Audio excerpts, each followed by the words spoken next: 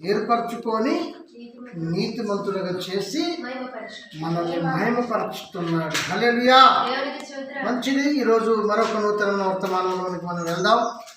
మరొక నూతనమైన వర్తమానం మనం ధ్యానం చేద్దాం. ఈరోజు అంశము ఏంటి? మనిషికి నచ్చిన మార్గం వాక్యము నుండి పారిపోవుట.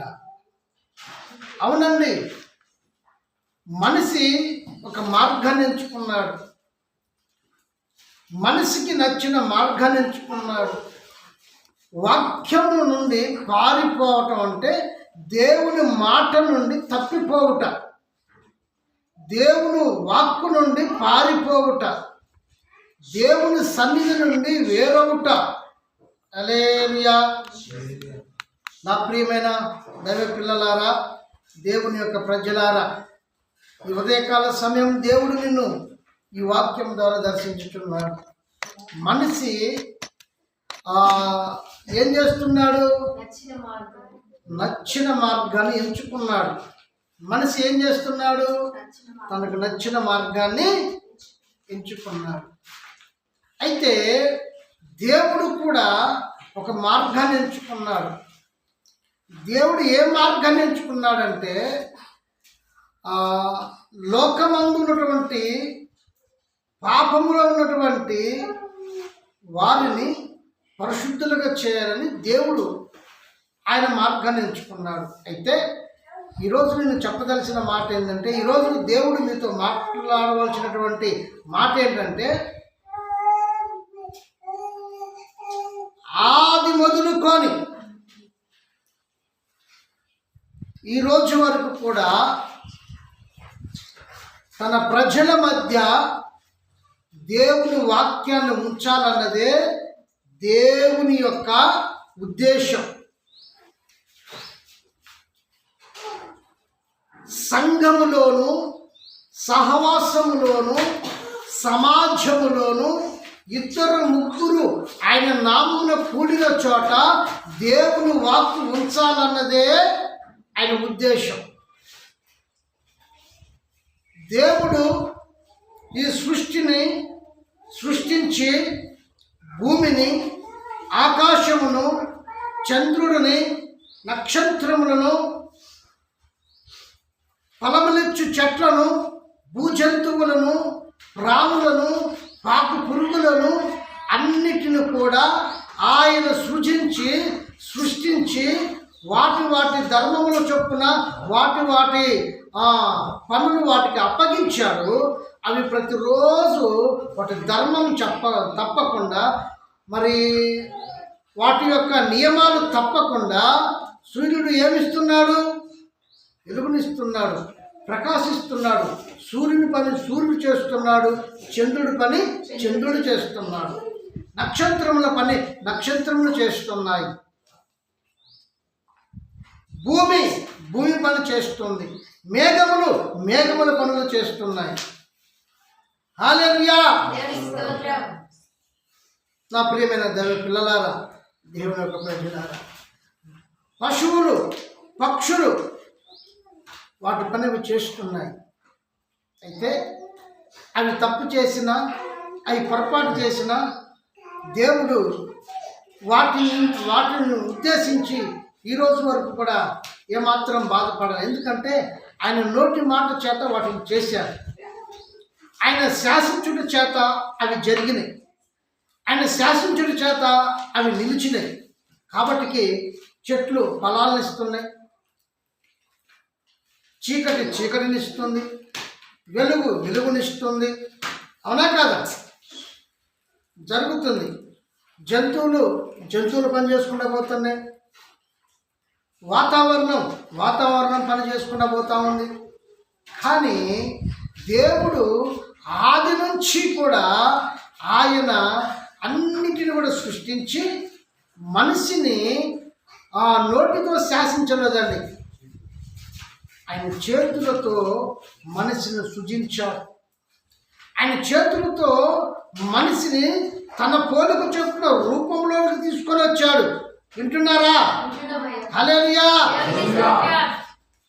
స్వరూపంలోనే తీసుకుని వచ్చాడు. ఆయన పోలిక చొప్పున దేవుడు ఎలా ఉంటాడు అని మిమ్మల్ని ఎవరిని అడిగితే ఆయన స్వరూపము నందు కాదండి, దేవుడు ఎలా ఉంటాడు అనేసి అడిగితే మీరు ఏం చెప్తారు? మాలాగా కాదు, నాలాగే ఉంటాడు.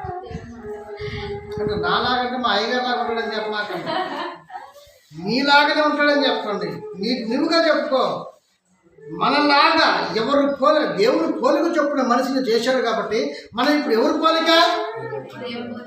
ఇప్పుడు వీరందరికీ పెళ్ళైంది, కొడుకు పుట్టిండు, అచ్చం ఆయన ప్రింటే దిగింది. మనందరం కూడా ఏమంటాం మన కొడుకుని చూసి? వీరేందర్, డబల్ వీరేందర్, జూనియర్ వీరేందర్, అంతేనే కదా? అట్లనే అంటామా? మనము కూడా దేవుడు ఆయన పోలిక చెప్పినప్పుడు, ఆయన పోలిక చొప్పున చేసినప్పుడు మనము ఎవరి పోలిక? ఎవరి పోలిక అండి? ఆయన పోలిక. అయితే ఆయన మనిషిని చేశాడు. ఆ మనిషి ఒంటరిగా ఉన్నాడని ఆ మనిషి కొరకు మనిషిలో నుండే దేవుడు స్త్రీని చేశాడు. వారిద్దరూ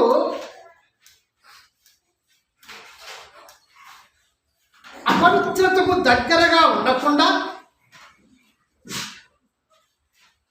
చెడుకు దగ్గరగా ఉండకుండా,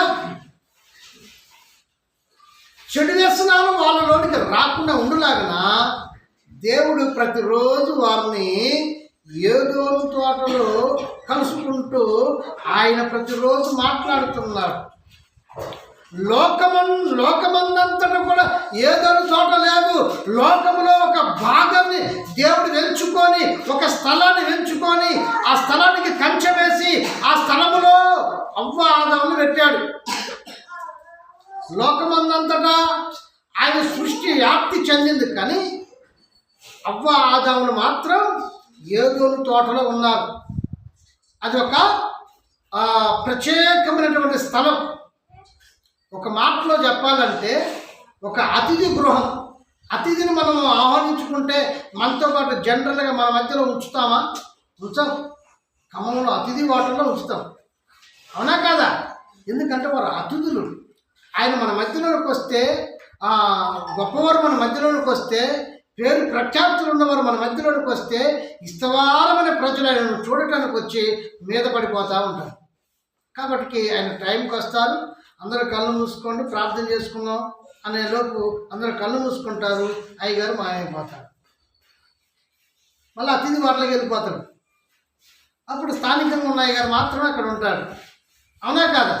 అయితే దేవుడు కూడా ప్రతిరోజు కూడా వారి హృదయాలలోనికి, వారి అంతరంగాలలోనికి ఏ ఆలోచన రాకూడదనేసి, ఎటువంటి ఆలోచన రాకూడదనేసి దేవుడే ప్రతిరోజు వారిని దర్శించుచు ఆయన వాక్యని వారిలో ఉంచాడు. హల్లెలూయా. ఆ ఏదోను తోట బయట ఉన్నటువంటి అపవాది అవకాశం కోసం చూసింది. ఆ ఏదోను తోట బయట ఉన్నటువంటి అపవాది అవకాశాల కోసం చూశాడు. దేవుడు లేని రోజు, దేవుడు రాని రోజు, దేవుడు వాళ్ళతో ఉండని సమయంలో వీళ్ళను నేను మోసగిస్తాను, హల్లెలూయా అనేసి అతను కూడా ఏదోను తోట బయట ఉండి చూస్తూ ఉన్నాడు. దొంగ ఒక ఇంటిలోనికి రావాలి అంటే ఆ ఇంటిలో ఉన్నవారు మెలుకోతూ ఉన్నారా, అసలు ఉన్నారా లేరా, ఊరికి వెళ్ళారా అని అన్ని చూసే వస్తాడు. అందరి ఇంట్లో ఉండగా వస్తాడు ఆ దొంగ. వస్తాడా? అది ఎందుకు వస్తే ఏమైంది? వాడని మిమ్మల్ని కొడతాడు, మీరైనా మనం కొడతాడు. రెండింటిలో లేదో ఒకటి జరుగుతుంది, అంతే కదా? సంతోషం ఏనా? తలకాయ ఉంచుకున్నా, అంతేనా కదా? ఓకే, నువ్వు రాసుకుంటున్నావు అనుకుంటా. దేవుని స్తోత్రం, హల్లెలూయా. నా ప్రియమైన దైవ పిల్లలారా, దేవుని యొక్క ప్రజలారా, ఇంకా నేను మీకు రెఫరెన్సే చెప్పలేదు, ఇంకెక్కడ రాయటం స్టార్ట్ అయింది. నేను మూలవాక్యంలోనికి వెళ్ళలేదు. ఓకే, ప్రియమైన దేవుని పిల్లలారా, దేవుని యొక్క ప్రజలారా, మనం వాక్యం ఎక్కడ ఆగిపోయింది? ఏదో తోట దగ్గర ఆగిపోయింది. దొంగ ఎప్పుడు వస్తాడు? ఆ ఇంటిలో యజమానుడు లేనప్పుడు కానీ, ఆ ఇంటిలో యజమానుడు బాగా నిద్రలో ఉన్నప్పుడు కానీ దొంగ వస్తాడు. అయితే ఆ తోటకు యజమాని, అక్కడ ఉన్నటువంటి ఆ ఇద్దరు బిడ్డలకు యజమాని రోజు వస్తున్నాడు, రోజు వాక్యం చెబుతున్నాడు, రోజు వాళ్ళతో ఆనందకరంగా ఆహ్లాదకరంగా చక్కగా వాక్యం చేస్తున్నారు. చాలా బాగుంది. ఒక అవకాశం కోసం చూశాడు, అవకాశం వచ్చింది, వారిని ఏం చేశాడు? అపవిత్రులు చేసేసి. మొట్టమొదటిగా అవ్వ ఆదాములు ఏమైపోయారు? మోసపోయారు, పాపములో ఉన్నారు. పాపములో ఉన్నవారు ఏదోని తోటలో ఉండకూడదనేసి ఏదోని తోట నుండి వారిని త్రోసివేశారు. ఆ తర్వాత సాతానుడు మొట్టమొదటిగా అతడు నియమించుకున్నది, అతని తీర్మానం ఏంటంటే, దేవుని పోలిక చొప్పున నేల మంటి నుంచి దేవాది దేవుడు నరుని చేసుకున్నాడు, వానిని నేను పాపంలో నడిపించాలనుకున్నాడు. నెంబర్ 1. ఇక నెంబర్ 2 ఏం చేయాలనుకున్నాడంటే, వారు బయటకు వచ్చిన తర్వాత వారిద్దరు కూడా ఏమయ్యారంటే ఇద్దరు పిల్లల్ని కన్నారు. వారిలో పెద్దవాని పేరు కయ్యోను, రెండవని పేరు ఏబేలు. ఇద్దరు పెరిగి పెద్దవాళ్ళు అయిపోయి, ఏబేలేమో గొర్రెల కాపరయ్యాడు, కయ్యోనేమో వ్యవసాయం చేస్తున్నాడు, భూమిని సేదపరిచి పండిస్తూ ఉన్నాడు. ఆయన రైతు అయ్యాడు, ఇతనేమో గొర్రెల కాపరయ్యాడు. అయితే ఒకరోజు ఏం జరిగిందో తెలుసా నా ప్రియమైనటువంటి దైవ పిల్లలారా, దేవుని యొక్క ప్రజలారా? దానికంటే ముందుగా నేను మళ్ళా మూలవాక్యంలో మిమ్మల్ని తీసుకుపోయి మళ్ళీ అక్కడికి వస్తాను. ఏం జరిగిందో అనే కాడికి మళ్ళీ నన్ను మీరు గుర్తు చేయాలి. కయ్యోను ఏబేలు వాళ్ళు ఏ పాత్రలు పోషిస్తున్నారు, వాళ్ళు ఏం చేస్తున్నారో నేను మిమ్మల్ని అడిగినప్పుడు అది నాకు గుర్తు చేయాలి. ఇప్పుడు మూలవాక్యంలోనికి మనం వెళ్దాం. ద్వితీయోపదేశ కాండం 14వ అధ్యాయము 1వ వచనాన్ని చూద్దాం. ద్వితీయోపదేశ కాండం, మీరు మీ దేవుడైన యెహోవాకు బిడ్డలు కనుక చనిపోయిన వాని ఎవరిని బట్టి మిమ్మల్ని మీరు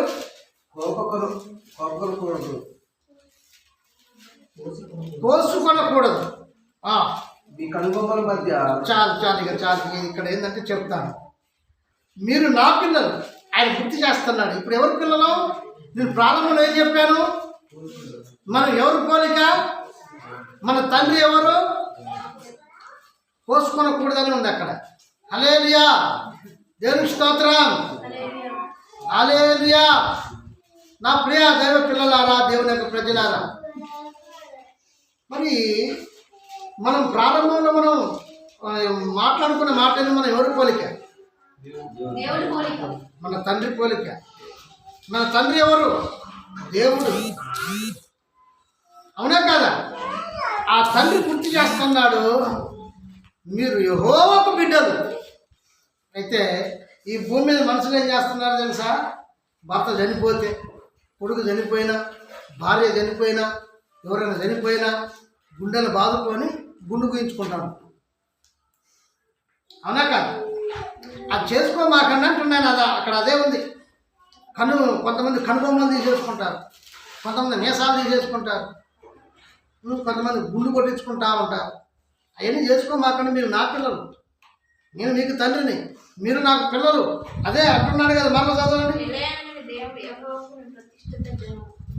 మరల ఒకటి, మీరు మీ దేవుడిని యెహోవాకు బిడ్డలు, మీరు మీ యెహోవా బిడ్డలు కనుక చనిపోయిన వాడవడం బట్టి మిమ్మల్ని మీరు కోసుకొనకూడదు. మీ కనుబొమ్మల మధ్య జోడు చేసుకోకూడదు. ఏదైనా మీ దేవుడిని యెహోవాకు నీవు ప్రతిష్ఠించిన ప్రతిష్ఠిత జనము మరియు యెహోవా. మనమందరము కూడా యెహోవాకు ప్రతిష్ఠిత జనముగా ఉన్నాం మనం. నా ప్రేమైన దైవ పిల్లలారా, దేవుని యొక్క ప్రజలారా, ఉపేందరు మీ చిన్న పాపను తీసుకోమని నువ్వు గట్టి నువ్వు చెప్పింది అదే కదా.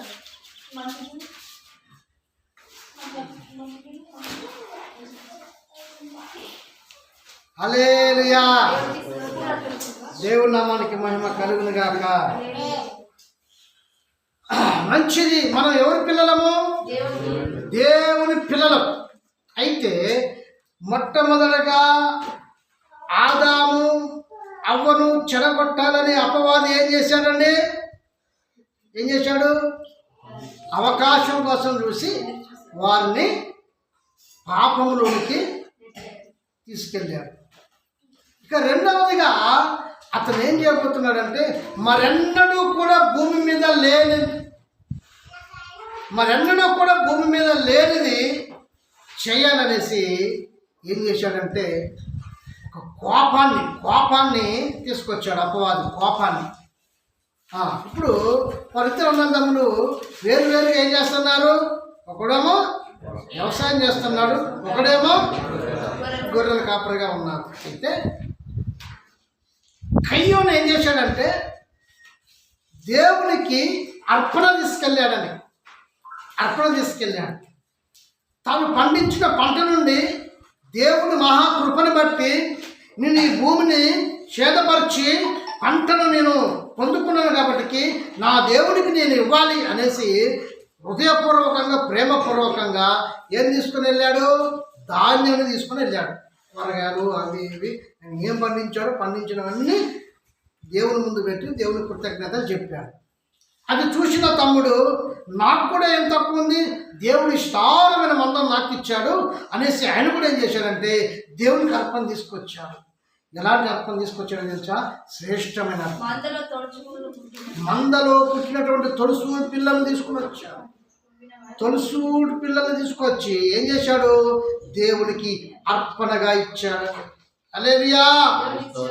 జాగ్రత్తగా వినండి. దేవునికి అర్పణగా ఇచ్చాడు. అది చూసి ఆ ఇద్దరు అర్పణను చూసి దేవుడు ఎవరి అర్పణ ఆయన కోరుకున్నాడు? ఏబేలు అర్పణను కోరుకొని ఇష్టపడ్డాడు. అంటే ఏబేలు అర్పణనైనా ఇష్టపడ్డాడు, లక్ష్య పెట్టాడంటే కారణం కయ్యోనును ఏదో పొరపాటు చేశాడు. ఆయన ఏం పొరపాటు చేసి ఉంటాడంటే పనికిరాని తాలు, మురిగిపోయినటువంటి టమాటాలు, పనికిరాని కూరగాయలు, ఎందుకు పనికిరాని వాటిని, వాడబడిన వాటిని తీసుకొచ్చి, వాడిపోయి ఎండిపోయిన వాటిని తీసుకొచ్చి దేవుని వద్ద పెట్టి తండ్రిని పొందను. మొత్తం మొదటి పంట అంతా ఇంట్లో వేసుకొని చివరి పంట అంతా తీసుకొచ్చి పెట్టాడట. అర్థమైందా? మొట్టమొదటి పంట అంతా ఇంట్లో పెట్టుకొని మూడో ఖాతా రెండో ఖాతా రాస్తుంది ఆఖరి ఖాతా తీసుకొచ్చి దేవుడి దగ్గర పెట్టాడు. అయితే ఈయనేం చేశాడు? మొదటి ఖాతానే తొలుసూరు పిల్లనే తీసుకొచ్చి ఆడ పెట్టాడు. అది దేవుడికి ఇష్టమైంది. హల్లెలూయా. ఇప్పుడు మళ్ళా నానికి పెళ్ళైంది, మనందరం తెలిసిందే. మనందరం పెళ్ళికి వెళ్ళాం. ఇప్పుడు ఆయన కొడుకు పుడతాడు. ఆ కొడుకు పుడతాడు, ఖమ్మం డ్యూటీకి వెళ్ళి నాని వస్తున్నాడు. ఆ దారిలో ఆడుకుంటున్నాడు కొడుకు. తండ్రిని చూసి డాడీ నాకు మిఠాయి కావాలన్నాడు. ఏం కావాలా? మిఠాయి కావాలన్నాడు. వెంటనే బజార్కి వెళ్ళి మిఠాయి తీసుకొచ్చి కొడుకు ఇచ్చాడు. కొడుకు ఇచ్చినటువంటి నాన్న నాకు కొద్దిగా పెట్టవా అంటే వాడు ఎమ్మటే తండ్రి పొందుకున్న వెమ్మటే ఆ మిఠాయి కొడుకు తీసి చేతులు పెడితే చాలా సంబరపడిపోతాడు. మొత్తం తిని ఆఖరికి ఎంగిల్ది అంత ఉంటే అది చేతులు పెడితే ఆ తండ్రి తింటడా? అసలు ఇష్టమైతే ఈ కొడుకు ఇష్టం కావచ్చు, కానీ కొద్దిగా కష్టంగానే ఉంటుంది. ఏందిరా మొత్తం నోట్ల కరికి ఈ సప్పదంతా నాకు పెట్టినావురా అనేసి ఏ తండ్రి అయినా బాధపడతాడు. ఇప్పుడు ఇక్కడ వీళ్ళిద్దరి కథ అట్టనే ఉందన్నమాట. ఆయనేమో తొలుసూరు పిల్లలు శ్రేష్టమైన దానిని అర్పణ దేవుని సన్నిధికి తీసుకొస్తే, దేవుని యొద్దకు తీసుకొస్తే, మనోడేమో మూడవ పంటను తీసుకొచ్చి ఆడబెట్టాడు. అది చూశాడు, తమ్ముడి మీద కోపపడ్డాడు. హల్లెలూయా. అది చూసి తమ్ముడి మీద పగ పెట్టుకున్నాడు, తమ్ముడి మీద కోపపడ్డాడు. ఈ నేటి దినాల్లో కూడా ఈ సార్వత్రిక సంఘాలు కూడా ఆ కయ్యను మొదలుకొని ఇప్పటి వరకు కూడా దేవునికి శ్రేష్టమైనది ఇవ్వటానికి ఇష్టపడరు. పడరు, ఎవరు పడరు. ఏదైనా సెకండ్ హ్యాండ్ ఉందా, అయ్యారు మేము వాడి అరగదీస్తున్నాము, కుర్చీ పట్టడం చర్చి కాడికి ఎవరికైనా పనిపోతుంది అనేసి చెప్పేవాళ్ళు లేకపోలేదు. అయ్యగారు తీసుకొని సంవత్సరం అవుతుందిలే కానీ ఇంకా 3 సంవత్సరాలు నడుతుంది, దాటి ప్లాన్ తీసుకెళ్ళండి, చర్చిలో ఒకటి పొదువుగా ఉంది అనేసి ఇచ్చేవాళ్ళు లేకపోలేదు. ఏదైనా సగం వాడుకొని ప్రారంభం వాడుకొని అది పనికిరాదని అర్థమైపోయినప్పుడు దేవుడికి హల్లెలూయా, అటువంటి వారి అర్పణ దేవుడు అంగీకరిస్తాడా? దేవునికి ఇవ్వాల్సినటువంటి దశమ భాగాన్ని కూడా దాచుకొని ఏదో కొసల 100 రూపాయలు తీసుకొచ్చేది దశమ భాగం అంటే నీవు కనికి కనికి కనికి కనికి ఎంగులు కూడా నీ దేవునికి పెట్టినట్టు. హల్లెలూయా. ఈ పాపను తీసుకెళ్ళండి, స్టాండ్ మీద కుస్తీ పడతాం. హల్లెలూయా, హల్లెలూయా. నా దైవ పిల్లలారా, ఓ దేవుని యొక్క ప్రజలారా, ఈ ఉదయకాల సమయం దేవుడు నీతో సూటిగా మాట్లాడుతున్నాడు. నువ్వు దేవునికి ఎవరి అర్పణలాగా నువ్వు తీసుకొని రావాలి? ఏబేలు అర్పణ. నీకు ఎన్ని కష్టాలు వచ్చినా, నీకెంత ఇబ్బంది ఉన్నా, నువ్వు దేవుని కొరకు నువ్వు తీయవలసినటువంటి అది ఏదైనా కావచ్చు, పొలంలోనే కావచ్చు, అది నీ కష్టార్జితంలోది కావచ్చు, నీ పశుమందలోది కావచ్చు, నీ వ్యవసాయంలో కావచ్చు, నువ్వు దేనిలో నుంచైనా కూడా నువ్వేం చేయాలి? దేవునికి శ్రేష్టమైనది తీసి దేవుని సన్నిధికి నువ్వు అప్పగించాలి. హల్లెలూయా. అయితే కోపములో ఉన్నటువంటి వ్యక్తిని కూడా దేవుడు దర్శించాలండి. పాపంలో ఉన్న వ్యక్తిని దేవుడు దర్శించాలా? కోపంలో ఉన్న వ్యక్తిని దేవుడు దర్శించాలా?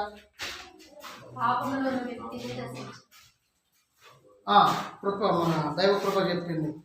ఎక్కడున్న వ్యక్తిని దర్శించాలా? పాపములో ఉన్న వ్యక్తిని దర్శించాలా. కానీ ఇక్కడ కోపములో ఉన్నటువంటి వ్యక్తిని దేవుడు దర్శించాడండి. చూడండి,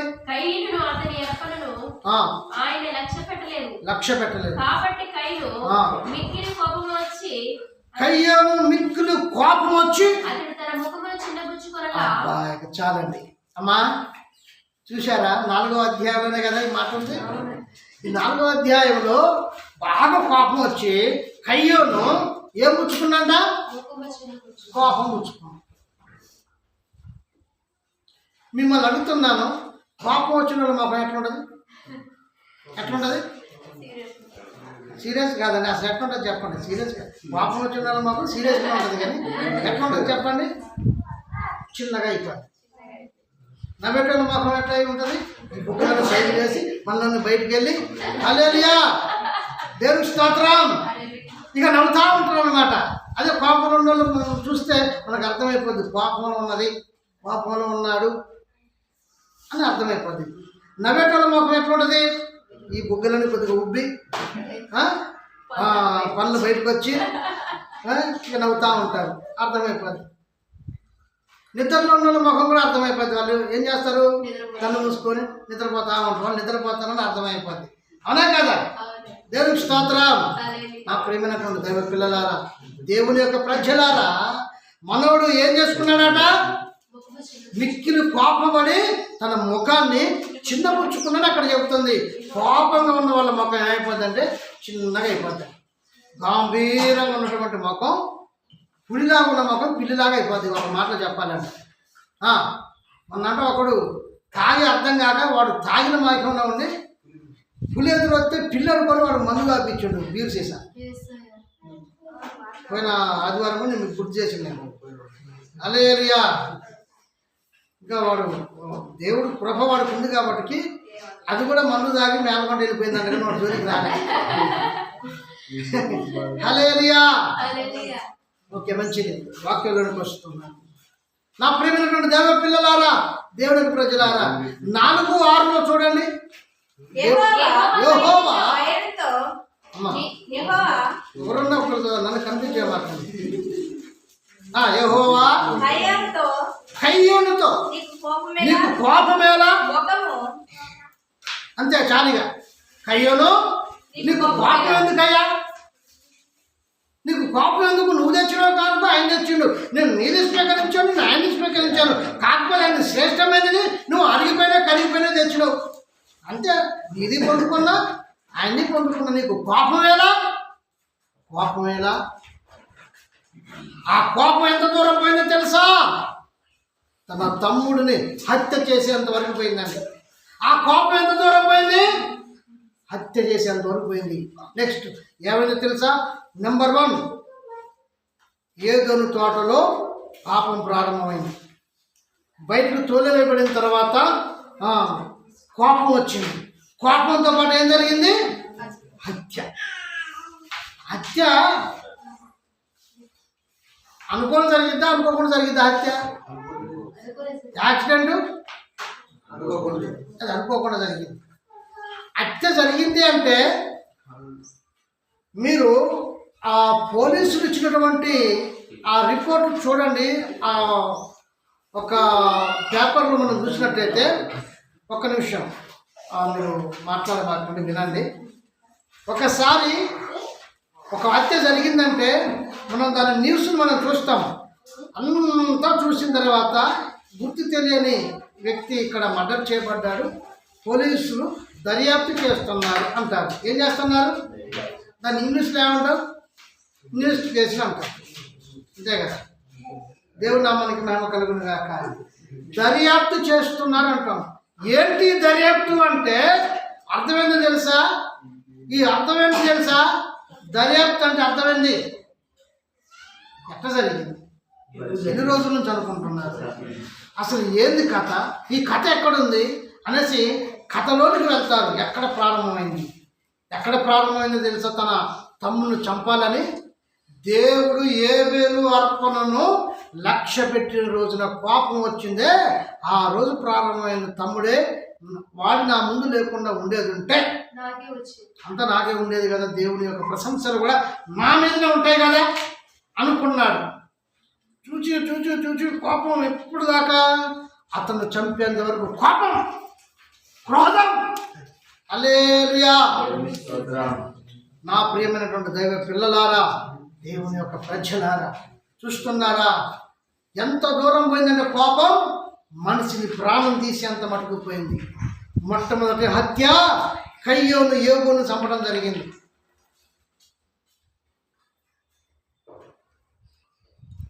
సంతోషం, నువ్వు నాకు నువ్వు నాకు గర్భడు అట్లా తలకే ఉంచుతున్నావు. రైట్. దేవుని నామానికి మహిమ కలుగును గాక. నా ప్రియమైనటువంటి దైవ పిల్లలారా, దేవుని యొక్క ప్రజలారా, ఈ ఉదయకాల సమయం దేవుడు మనతో మాట్లాడుతున్నాడు. ఏదో తోటలో ఏం జరిగింది? పాపం. బయటకు వచ్చిన తర్వాత కయ్యోను ఏబేలు అబాధములకు పుట్టారు. వారిద్దరు కూడా పెరిగి పెద్దవారే వారు వారి పనులు చేసుకుంటూ దేవునికి అర్పణ తెచ్చారు. అర్పణ తెచ్చిన తర్వాత ఏం జరిగింది? అది దేవుడు ఎవరు అర్పణ స్వీకరించాడు?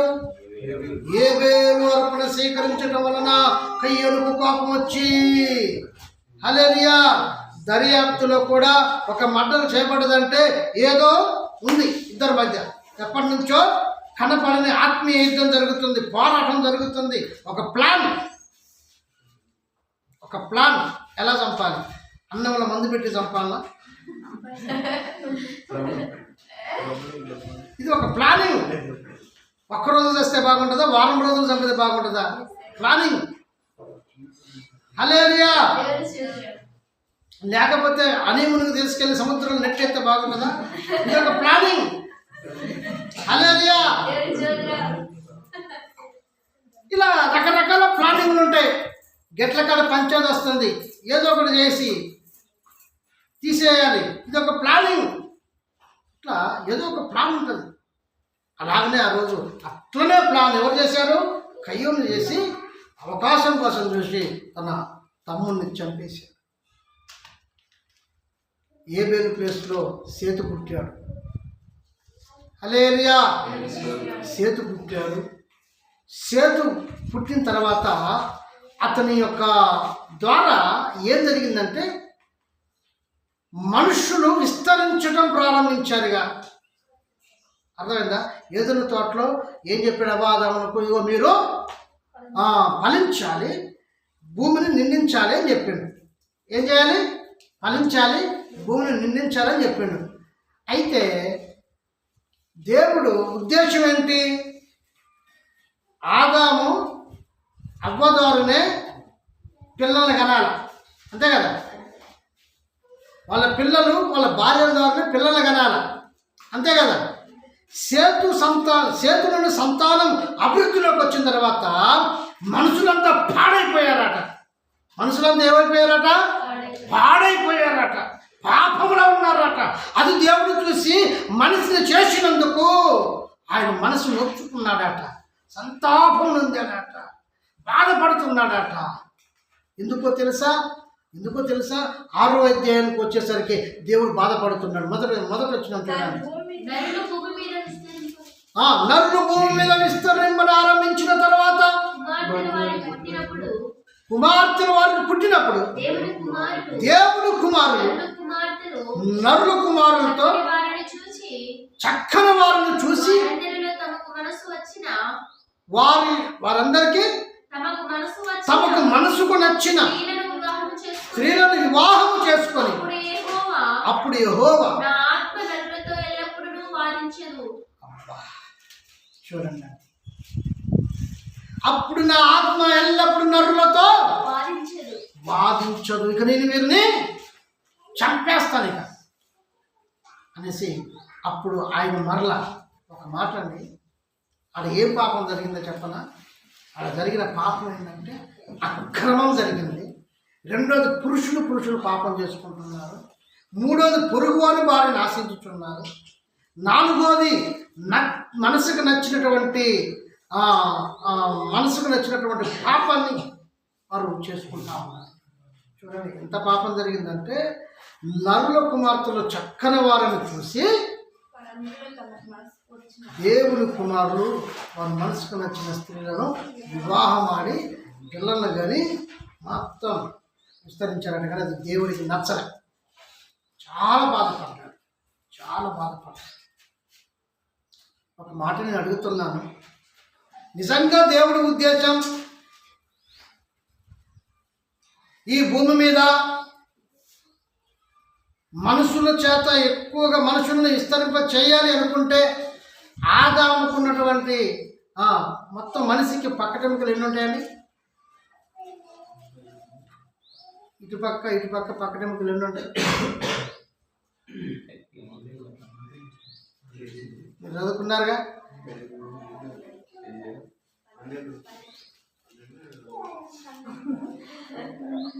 దేవునికి స్తోత్రం. నన్ను ఎన్ని ఉంటాయి చెప్పు, నువ్వు హాస్పిటల్లో చెప్తున్నాగా.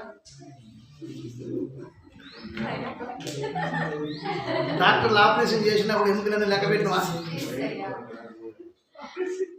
నీకు అవకాశం ఉంది ఎముకలు లెక్క పెట్టే అవకాశం. సరే, నాకు కూడా ఎన్ని ఎముకలు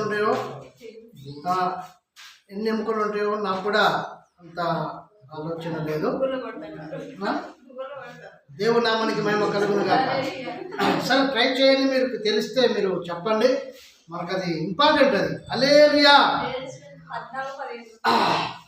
నాకు తెలిసిన అప్పటి నుండి దేవుని బిడ్డలారా, దేవుని యొక్క ప్రజలారా, ఏదోను తోటలో పాపం బయలుదేరి 6వ అధ్యాయం కాడికి వచ్చేటప్పటికల్లా అది ఏమైంది? ఆకు విస్తరించింది. 24 12 24. హల్లెలూయా. అయితే ఆ 24 ఎముకలు కూడా ఎలగొట్టి దేవుడు 24 మంది స్త్రీలను చేయదు. హల్లెలూయా. కానీ ఒకటే చేసి ఉంటుంది. ఒక్కడికి ఒక భార్య ఉండాలని. ఒకటి మించిన భార్య ఉంటే అది విచారం, అది పాపం.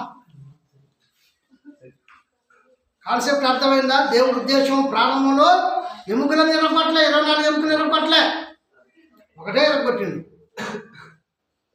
ఆ ఒకదాంతో మనిషి తట్టుకోలేకపోతాడు, హిమాలయాలకు వెళ్ళిపోతాడు మనిషి. హల్లెలూయా. లేకపోతే ఆ ఇల్లు వదిలిపెట్టిపోయి బేకరీ షాప్ కూడా కూర్చొని ఒక టీ తాగొస్తాడు. లేకపోతే శిఖారని పోయి మొత్తం అడవిలో తిరుగుతూ ఉంటారు. హల్లెలూయా. కొంతమంది చెరువులో కూడా తిరుగుతూ ఉంటారు, కొంతమంది విదేశాల్లో కూడా తిరుగుతూ ఉంటారు. ఏంటంటే బిజినెస్, ఒట్టి బిజినెస్ కాదు, ఒక ఎముకతో తట్టుకోలేక 24 ఎముకలు ఆదాము దేవుడు ఇచ్చినట్టయితే ఇంకా ఆయన కథ ఎట్లుందో చెప్పు. అసలు ఆయన కథ ఎట్లుందో చెప్పండి ఇక. హల్లెలూయా. ఆ ఒక్క ఎముక వల్లనే ఏదైనా తోట వదిలిపెట్టాల్సి వచ్చింది మనోడికి. నాకేం తెలియదు, చేతులు కట్టుకొని నాకేం తెలుసు, నాకు తెలియదు. నేను పెళ్లి చేయాలన్నా వేసుకొచ్చినావు, అందమైన స్త్రీ నా ముందు పెట్టినావు, నా మనసు నచ్చింది, ఆమెను చేసుకున్నా, ఆమె తెచ్చి ఇచ్చింది, నేను తిన్నా, సాటైన సహాయం అన్నారు, సహకరించింది. హల్లెలూయా అనేసి సింపుల్గా చెప్పేసిండు సమాధానం. దేవుని కుమారుడు నరుల్లో నుంచి తీయబడిందంటే నరుల కుమార్తె, అంటే నరుల నుంచి తీయబడింది కాబట్టి నరుల కుమార్తె. అర్థమైంది కదా. ప్రతి పురుషుడు కూడా దేవుని కుమారుడు, దేవుడి చేత చేయబడిన వాడు.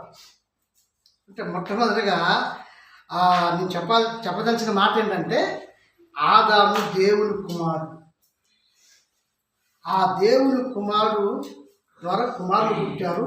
ఆ తర్వాత సేతు సంతానములో చాలామంది విస్తరించారు. అప్పుడు ఏం జరిగింది, నరుల కుమార్తెలు చాలా చక్కని వారని తెలిసి దేవుని కుమారులట నరుల కుమార్తెలను వివాహం ఆడారు. అది భయంకరమైన పాపం అని దేవుడు బాధపడుతున్న సమయంలో కృప పొందిన వాడు ఒకడు పుట్టాడు ఆ రోజుల్లో. ఆయనే నోహావు. ఎవరండి? నోవాహు పుట్టాడు. అందుకనేసే ఆ పాపాన్ని భరించలేక తట్టుకోలేక ఈ భూమి మీదకి ప్రచండ వర్షాన్ని దేవుడు కురిపించాడు. అప్పటికి వర్షం అంటే ఏందో తెలియదు, వరదలు అంటే ఏందో తెలియదు. నీళ్లున్నాయి, నిధులున్నాయి, సముద్రాలు ఉన్నాయి, చెరువులు ఉన్నాయి, కొంటలు ఉన్నాయి, బావులు ఉన్నాయి. కానీ ఇప్పుడు పంట పండాలంటే వర్షం కోసం ఎదురు చూస్తున్నాం. ఆ రోజులలో నోవాహు జలప్రలయం వరకు కూడా అప్పుడు ఎలా ఉండేదో తెలిసిన ప్రియులారా, కింద నుండి పంటకు సరిపడంత తేమను దేవుడు ఇచ్చేవాడు. అది ఫలించిన తర్వాత ఎండిపోయేది, తర్వాత కోసుకునేవాడు. ఎంత సులభంగా ఉండేది. సులభమైన దాన్ని పక్కన పెట్టి ఎప్పుడు వస్తుందాలు చూస్తాడు. అది కూడా మంచిగా మనల్ని సడిగన్నది, మంచిగా కష్టపడు బోరేసో ఏం చేసో చేతికి వచ్చేదాకా చూస్తుంది. కథం ఇక చూడు, నెత్తిన ఏం వేసుకోవాలిగా, తడిగుడ్డ వేసుకొని దేవుడా భగవంతుడా చేతికి వచ్చిన పంట పోతుందనేసి రైతులు కన్నీరు కారుస్తున్నారు. గవర్నమెంట్ మీద డిమాండ్ చేస్తున్నారు, మీరు నష్టపోయినా మాకు సాయం చేయండి అని. గవర్నమెంట్ ఏమన్నా ఆకాశంలో మేఘాలకు ఆజ్ఞ ఇచ్చిందా? గవర్నమెంట్కు భూమి మీద మట్టుకే వారికి అధికారం, ఆ రాష్ట్రం వరకే అధికారం. మేఘాల మీద అధికారము ఏ గవర్నమెంట్కు లేదు. మేఘాల మీద అధికారము ఒక దేవుడికే ఉంది. ఆ రోజున వారు చేసిన పాపానికి ఆయన మేఘాలను కలుగ చేసి ఆ మేఘాల నుండి ప్రచండ వర్షాన్ని కురిపించి మనుషులందరినీ కూడా ఏం చేశాడు, లేపేశాడు.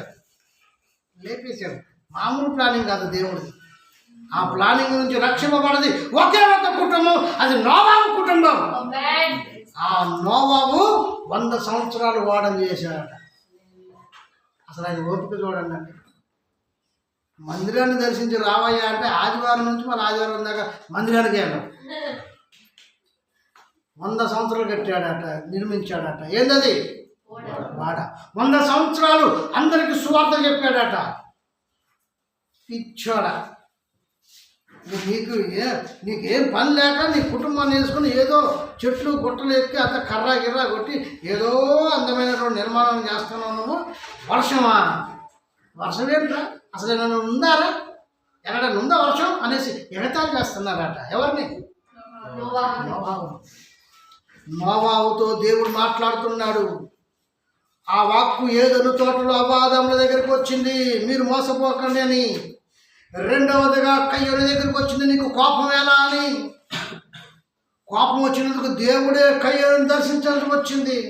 ఆ తర్వాత 6వ అధ్యాయం పోయేటప్పటికల్లా శేతు సంతానము భూమి మీద విస్తరిస్తూ ఉండగా దేవుడు మనుషులు చూడటానికి భూమి మీదకి వచ్చినప్పుడు మనుషులంతా ఏమై ఉన్నారట?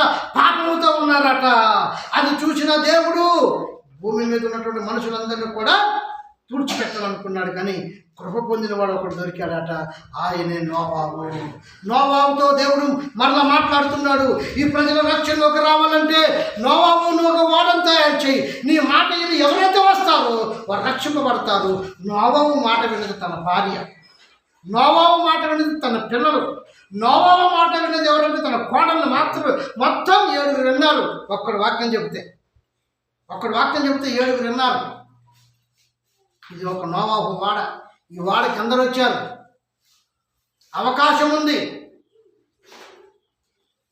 కానీ సాకులు చాలండి. నా ప్రియమైన దేవుని బిడ్డలారా, నోవాహు వాడను 100 సంవత్సరాలు చేశాడు. అద్భుతంగా చేశాడు, ఆశ్చర్యకరంగా చేశాడు. తన కుటుంబాన్ని దేవుడు రక్షించుకొని మరలా నోవాహు సంతానం ద్వారా మనమంతా వచ్చామండి. మనమంతా ఎవరి ద్వారా? నోవాహు ద్వారా కలుగు చేయబడినటువంటి మనుషులు మనం. Okay, right. ఆయన 3 కుమారుల నుంచి ఏదో ఒక కుమారునికి సంబంధించిన వాళ్ళ మనం. Okay, right. నా ప్రియమైన దేవుని బిడ్డలారా, దేవుని యొక్క ప్రజలారా, దేవుడు నిన్ను పరిశుద్ధతలో ఉండమంటున్నాడు. అయితే వర్తమానం యొక్క ఉద్దేశం, టైటిల్ ఏంటి?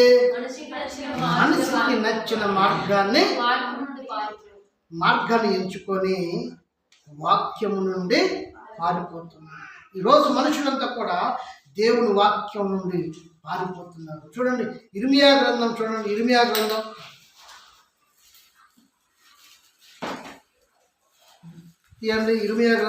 6వ అధ్యాయము 10-11 వచనాలు చూడండి. ఎవరికి సాక్ష్యం ఇచ్చగలరు? దానికంటే ముందు ఇంకో మాట ఉంది. లేదు నా విందురు అనే దాని ముందే ఇంకో మాట ఉంది. విందురు అని ముందుగా నీకు కనపడట్లే? విందురని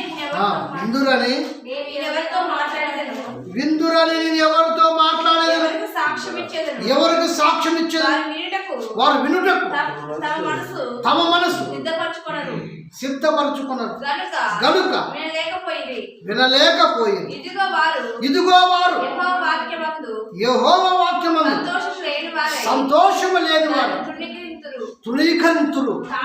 కావున నేను అప్పుడు చూడండి, అప్పుడు యెహోవాట క్రోధముతో కోపముతో నిండి ఉన్నాడు.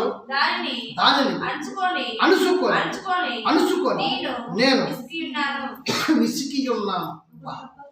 దేవుడాట ఇప్పుడు చూస్తున్నటువంటి మనుషులను కూడా చూసి ఆయన కోపాన్ని అణుచుకొని విసికున్నాడట. ఎవరికి నా మాటలు చెప్పుదును, ఎవరు నా మాట వింటారు, నేను ఎవరిని గురించి నేను సాక్ష్యం చెప్పుదును, నేను ఏమి చేయాలి? వారట యెహోవా వాక్యమందు ఏమి లేదట, సంతోషం లేదట. యెహోవా వాక్యాన్ని వినటానికి సంతోషంగా రావట్లేదట. ప్రజలు తృణీకరిస్తున్నారట.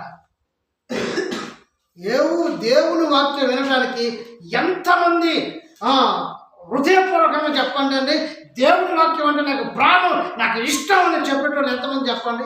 దేవుని వాక్యం అంటే నాకు ప్రాణం అని చెప్పేటోళ్ళు ఎంతమంది చెప్పండి? దేవుని సన్నిధి అంటే నాకు ఇష్టమని నీ హృదయం మీద చేసుకుని నువ్వు చెప్పు. హల్లెలూయా. ఎవరికి ఇష్టం లేనట్టుంది దేవుని వాక్యం. దేవుని వాక్యం నుండి ఎంతమంది పారిపోతున్నారు రోజు? దేవుని వాక్యం నుండి ఎంతమంది పారిపోతున్నారు రోజు? ప్రతి ఆదివారం దేవుని వాక్యం నుండి ఎంతమంది పారిపోతున్నారు? మీరు నిజంగా పారిపోయేటోళ్ళు, మీరు ఉండేటోళ్ళు నేను ఇప్పుడు చెప్తాను. దేవుడు మాట్లాడదాం అనేసి ఆయన మనుషుల యొద్దకు వస్తే మనిషి ఆట సాక్ష్యం కలిగి లేడట, మనిషి ఆట సంతోషంగా లేడట. ఎందుకు చదవండి మరలా 10వ వచనం చదవండి. ఎవరికి సాక్ష్యం ఇచ్చినను ఆ విందురని నేనెవరితో మాట్లాడలాగండి. ఆయన మాట్లాడడానికి వచ్చాడు, కానీ ఎవరు లేరు. ఎవరితో మాట్లాడతాడు? ప్రారంభంలో నా కోపం, ప్రారంభంలో దీన్ని సరిచేయండి, దీని పాత్రలను దీని పరికరాలను సరిచేయండి అని నేను కోపించుకున్న సందర్భం ఉంది. ఎందుకు? దీని మీద శ్రద్ధ పెడితే ఈ పని వస్తుంది. నాకు రాదంటే రాదు. శ్రద్ధ పెడితే ఏదైనా వస్తుంది. మొన్న శ్రద్ధ పెట్టింది మహారాష్ట్రకు చెందినటువంటి జమీమా. ఎన్నో చీకటి రాత్రులు గడిపింది. ఎంతోమంది ఆమె మీద రీల్స్ చేశారు. నీ ఎముకలకు మాంసమే లేదు, బక్క పలసన ముఖం దానా.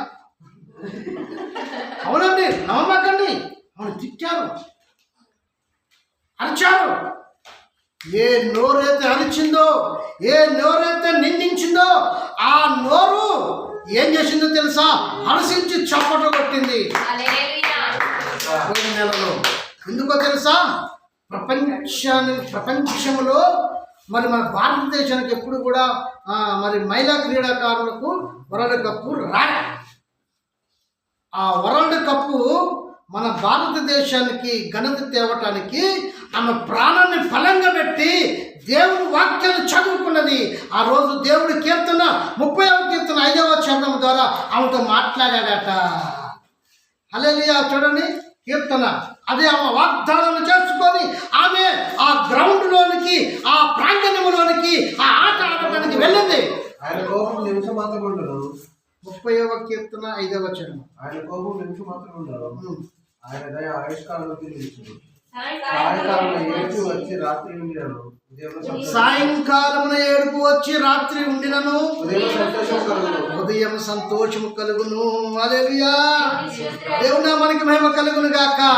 ఆమె ఎప్పుడైతే బలము లేనప్పటికీ, శక్తి లేనప్పటికీ, శక్తికి మించినటువంటి శక్తితో పోరాడి దేవుని సహాయాన్ని పొందుకొని ఆమె ఏం చేసింది?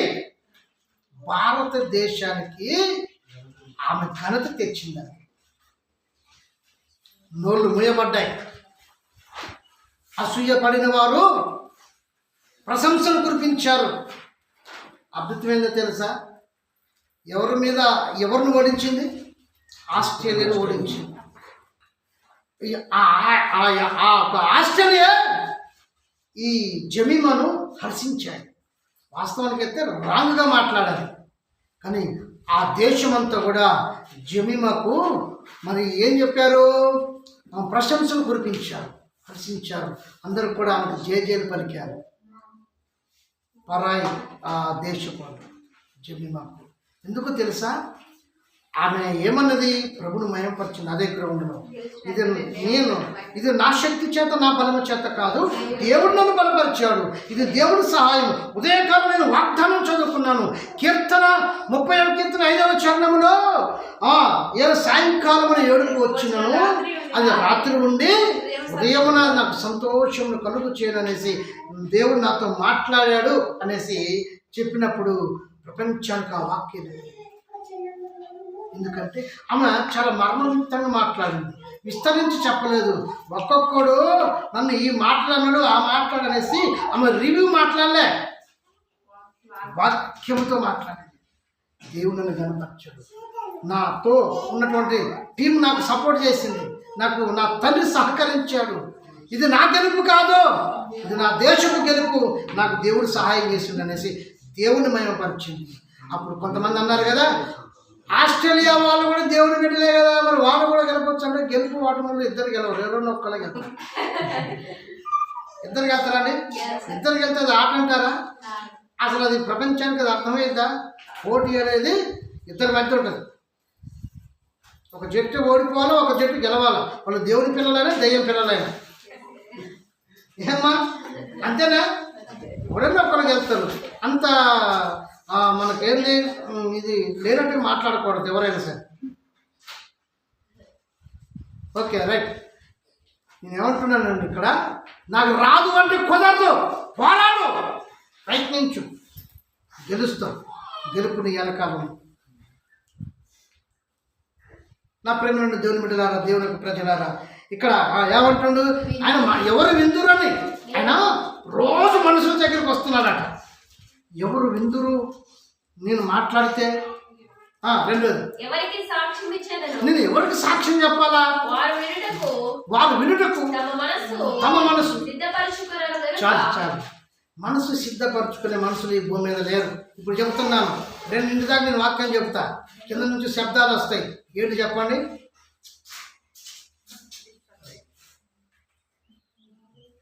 కాళ్ళు బాగా రాపినవంటే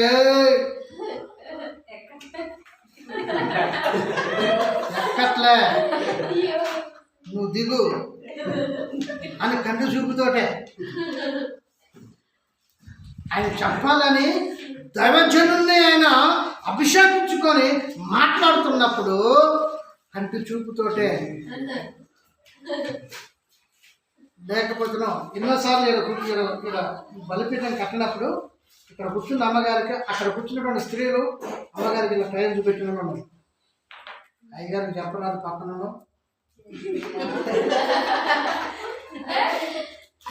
డైరెక్ట్గా వాళ్ళతో మాట్లాడినా, నీకేంటమ్మా నీకు ఇబ్బందిగా ఉంటే నువ్వు వెళ్ళిపో.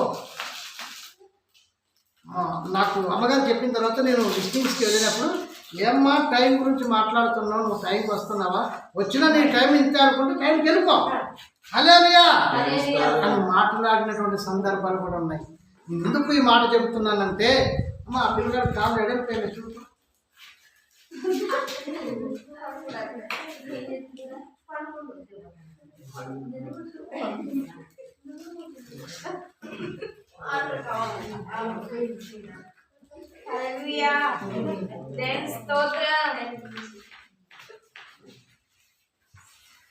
మా నాయన వాళ్ళు నిద్రపోతున్నా,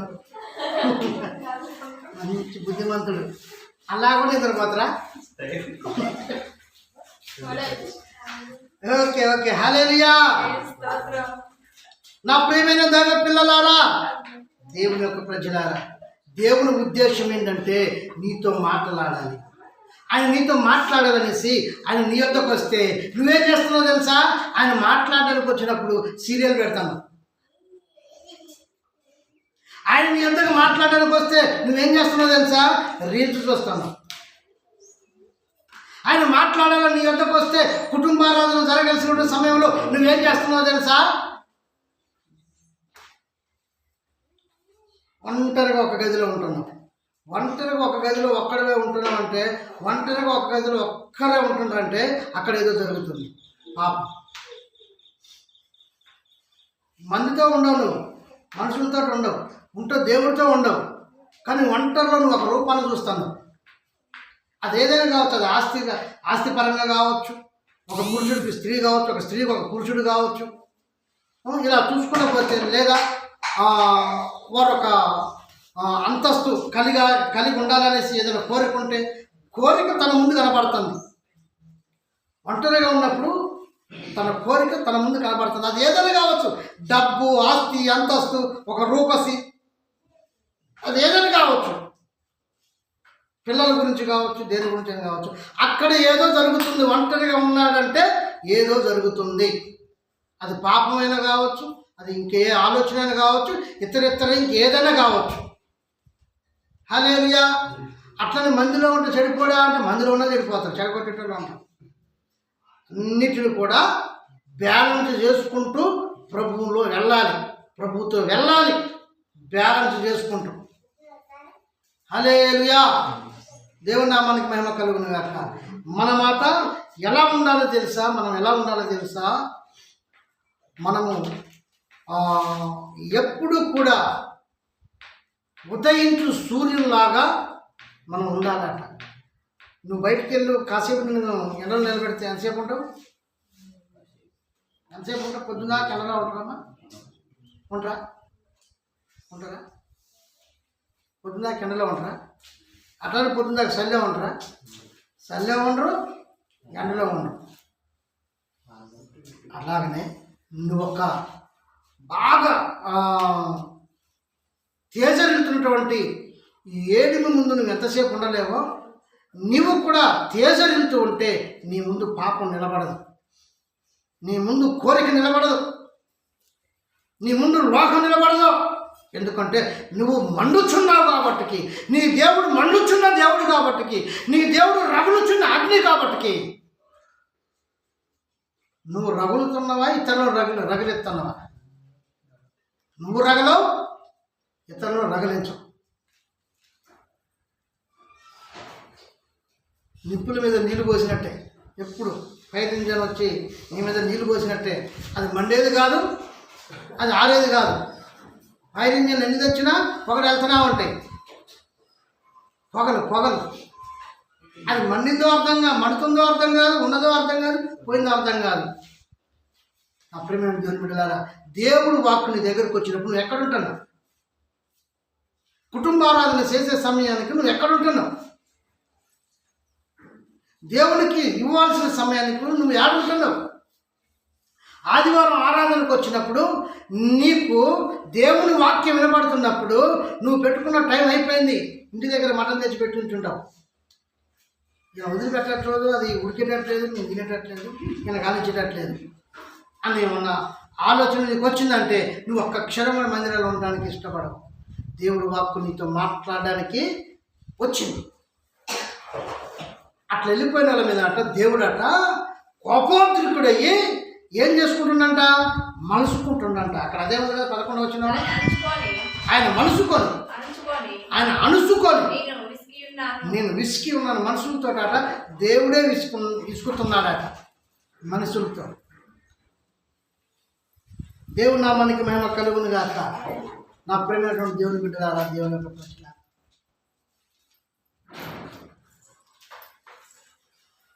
ఆయన నిన్ను దర్శించడానికి ఇష్టపడుతున్నాడు.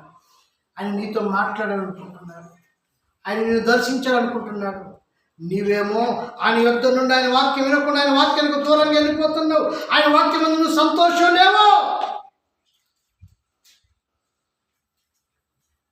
ఒక మాట చెప్పనా నీకు, ఈ లోకంలో నువ్వు ఎంత సంపాదిస్తున్నా, నువ్వు ఎంత కష్టపడుతున్నా, నువ్వు ఎంత ఎంత ఎంత ఎంత ఎంత ఎంత నువ్వు కష్టపడ్డా అంతా ఒకరోజు విడిచిపెట్టిపోవాల్సింది.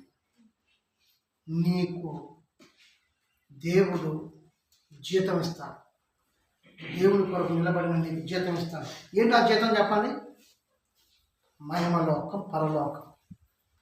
అక్కడ మరణం ఉండదు, అక్కడ దుఃఖం ఉండదు, అక్కడ సంతోషం ఉంటుంది, అక్కడ ఎప్పుడు వెలుగు ప్రకాశిస్తుంది, అక్కడ చీకటి ఉండదు, అక్కడ స్వార్థం ఉండదు, అక్కడ పాపం ఉండదు, అక్కడ అపవిత్రత ఉండదు, అక్కడ దోసుకోవటం ఉండదు. ఒక మాట చెప్తున్నా, అక్కడి నుంచి ప్రారంభమై జరిగింది ఏంటో తెలుసా? మన ద్వారా జలప్రలయం వచ్చింది, నోవహు ద్వారా సంతానం వచ్చాడు. ఆ సంతానం ద్వారా అబ్రాహాము, ఇస్సాకు, యాకోబు, ఈ ముగ్గురిని దేవుడు కోరుకున్నాడు. వీళ్ళు దేవుడి అనుసంధానంలో దేవుడి మాట విన్నారు, దేవుని పట్ల జాగ్రత్తగా ఉండి భయభక్తులు కలిగి ఉన్నారు. యాకోబుకు చెప్తాను విన్నాను. అబ్రాహాముకి ఎంతమంది సంతానం?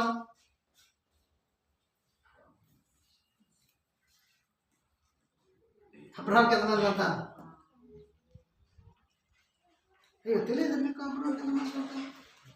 సరే, అబ్రాహాంకి ఎంతమంది భార్యలు? 3 భార్యలు. నెంబర్ 1 భార్య పేరేంటి అమ్మా? ఏందమ్మా? అబ్రాహాం గారు భార్య పేరు కూడా తెలియదు మీకు? మరి గట్టిగా చెప్పండి. నేనేమన్నా మిమ్మల్ని ఏమన్నా కర్రపట్టుకొని బెదిరిస్తానా? చెప్పండి. షారాయి. ఆమెకి ఎంతమంది పిల్లలు? డౌట్లో చెప్పండి. మీకు ఒక్కడే అని చెప్తే ఒక్కడే అనండి. ఒక్కడు కాదు, 2 అని చెప్తే నాకు 2 అని చెప్తా. ఒక్కడేనా? ఓకే. ఫస్ట్ భార్యకు ఒక్కడు. రెండవ భార్య పేరేంది? ఆగరు. ఆగరికి ఎంతమంది కొడుకులు? ఒక్కడే. ఆయన పేరేంది? ఇస్మాయిలు. షారమ్మ కొడుకు పేరేంది? ఇస్సాకు. వీళ్ళిద్దరు తండ్రి ఎవరు? అబ్రాహాం. ఓకే, మీకు బాగా అర్థమవుతుంది, నాకు అర్థమైంది. మూడో భార్య పేరేంది? కేతూరా. మూడో భార్య పేరేంది? కేతూరా. ఏమిటి ఎంతమంది పిల్లలు చెప్పాలి? 6. హల్లెలూయా. ఈ 6 2 ఎంతమంది అమ్మా? 8 సంతానం. కానీ 8 మంది గురించి మనకి ఎక్కడ ప్రస్తాపన రాదు, కానీ మాట్లాడితే ఇస్సాకే అవుతాడు, అనే కదా. ఇస్సాకు నుండి ఇస్సాకు ఎంతమందిని కన్నాడు? ఇద్దరిలో లెక్కలోకి వచ్చింది ఎవరు? యాకోబు. ఓకే, ఇక యాకోబు అయిపోయింది. ఈ అబ్రాము, ఇస్సాకు, యాకోబులు అయిపోయినారు. ఆ తర్వాత యాకోబు ఎంతమంది సంతానం? ఎంతమంది? 12 మందినా? అమ్మగారు ఎంతమంది? 12 మంది. ఇంకా ఎక్కువ తక్కువ ఏ లేరా? ఎక్కువ తక్కువ ఏ లేరా? మరి 12లో ఒక కుమార్తె. 12 మంది కుమారుడు, ఒక కుమార్తె. అంటే నేను ఇంత ఈ వివరణ ఇస్తే కానీ మీరు చెప్పరు. అప్పుడు ఎంతమంది సంతానం? 12 మంది. యాకోబుకు 12 మంది కొడుకులు, ఒక బిడ్డ, కుమారుడు. ఒక గారాబాల బట్టి ముద్దు మురిపం దీన. ఇక దీన కథ అక్కడితో క్లోజ్ అయిపోయింది. ఈ 12 మంది సంతానము ఏమైందంటే యోసేపు ద్వారా కరువు కలగగా యోసేపు ద్వారా అందరూ కూడా ఐగుప్తుకు చేర్చబడ్డారు. ఈ భూమి మీద జరుగుతున్నటువంటి ఈ యొక్క పాపాన్ని బట్టి దేవుడట అబ్రహాము సంతానానికి, ఇశ్రాయేలు ప్రజలకి 400 సంవత్సరాలు దూరం ఉన్నాడట. ఎన్ని సంవత్సరాలండి? ఎన్ని సంవత్సరాలు? ఒక మాట మిమ్మల్ని అడుగుతున్నా. కొంతమంది ఇక్కడ దైవ కొరకు ఉంది. అమ్మా, మీ సార్ను వదిలిపెట్టి నువ్వు ఎన్ని రోజులు ఉండగలవు? ఒకరోజు ఆయన ఊరికి పోతే సాయంకాలం రాకపోతే ఎదురు చూస్తావా? ఒకరు 10 రోజులు రాకపోతే, ఆ ఫోన్ కూడా కలవకపోతే భయపడుతూ, బాధపడుతూ, ఏడుస్తూ, నెత్తి నూరు బాదుకుంటారు. ఎవరైనా అంతే, అమ్మగారైనా అంతే, ఇక్కడున్న ఏ అమ్మగారైనా అంతే. అంతేనా కదా? ఇప్పుడు మీరున్నారు, మీకు పెళ్ళి లేని అంతే, పెద్దలే, వచ్చిన వాళ్ళంతా పెద్దలే. మీ భార్యలు కూడా ఊరికి పోయినరు, కాంటాక్ట్ లేదు. మీరేం చేస్తారు? మీరు కూడా బాధపడతారు, అన్నా కదా?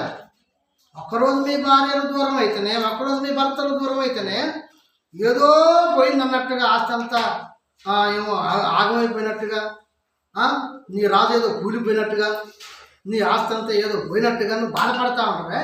400 సంవత్సరాలు ఇశ్రాయేలుకు దేవుడు దూరం అయిపోయినాడు. ఎన్ని సంవత్సరాలు?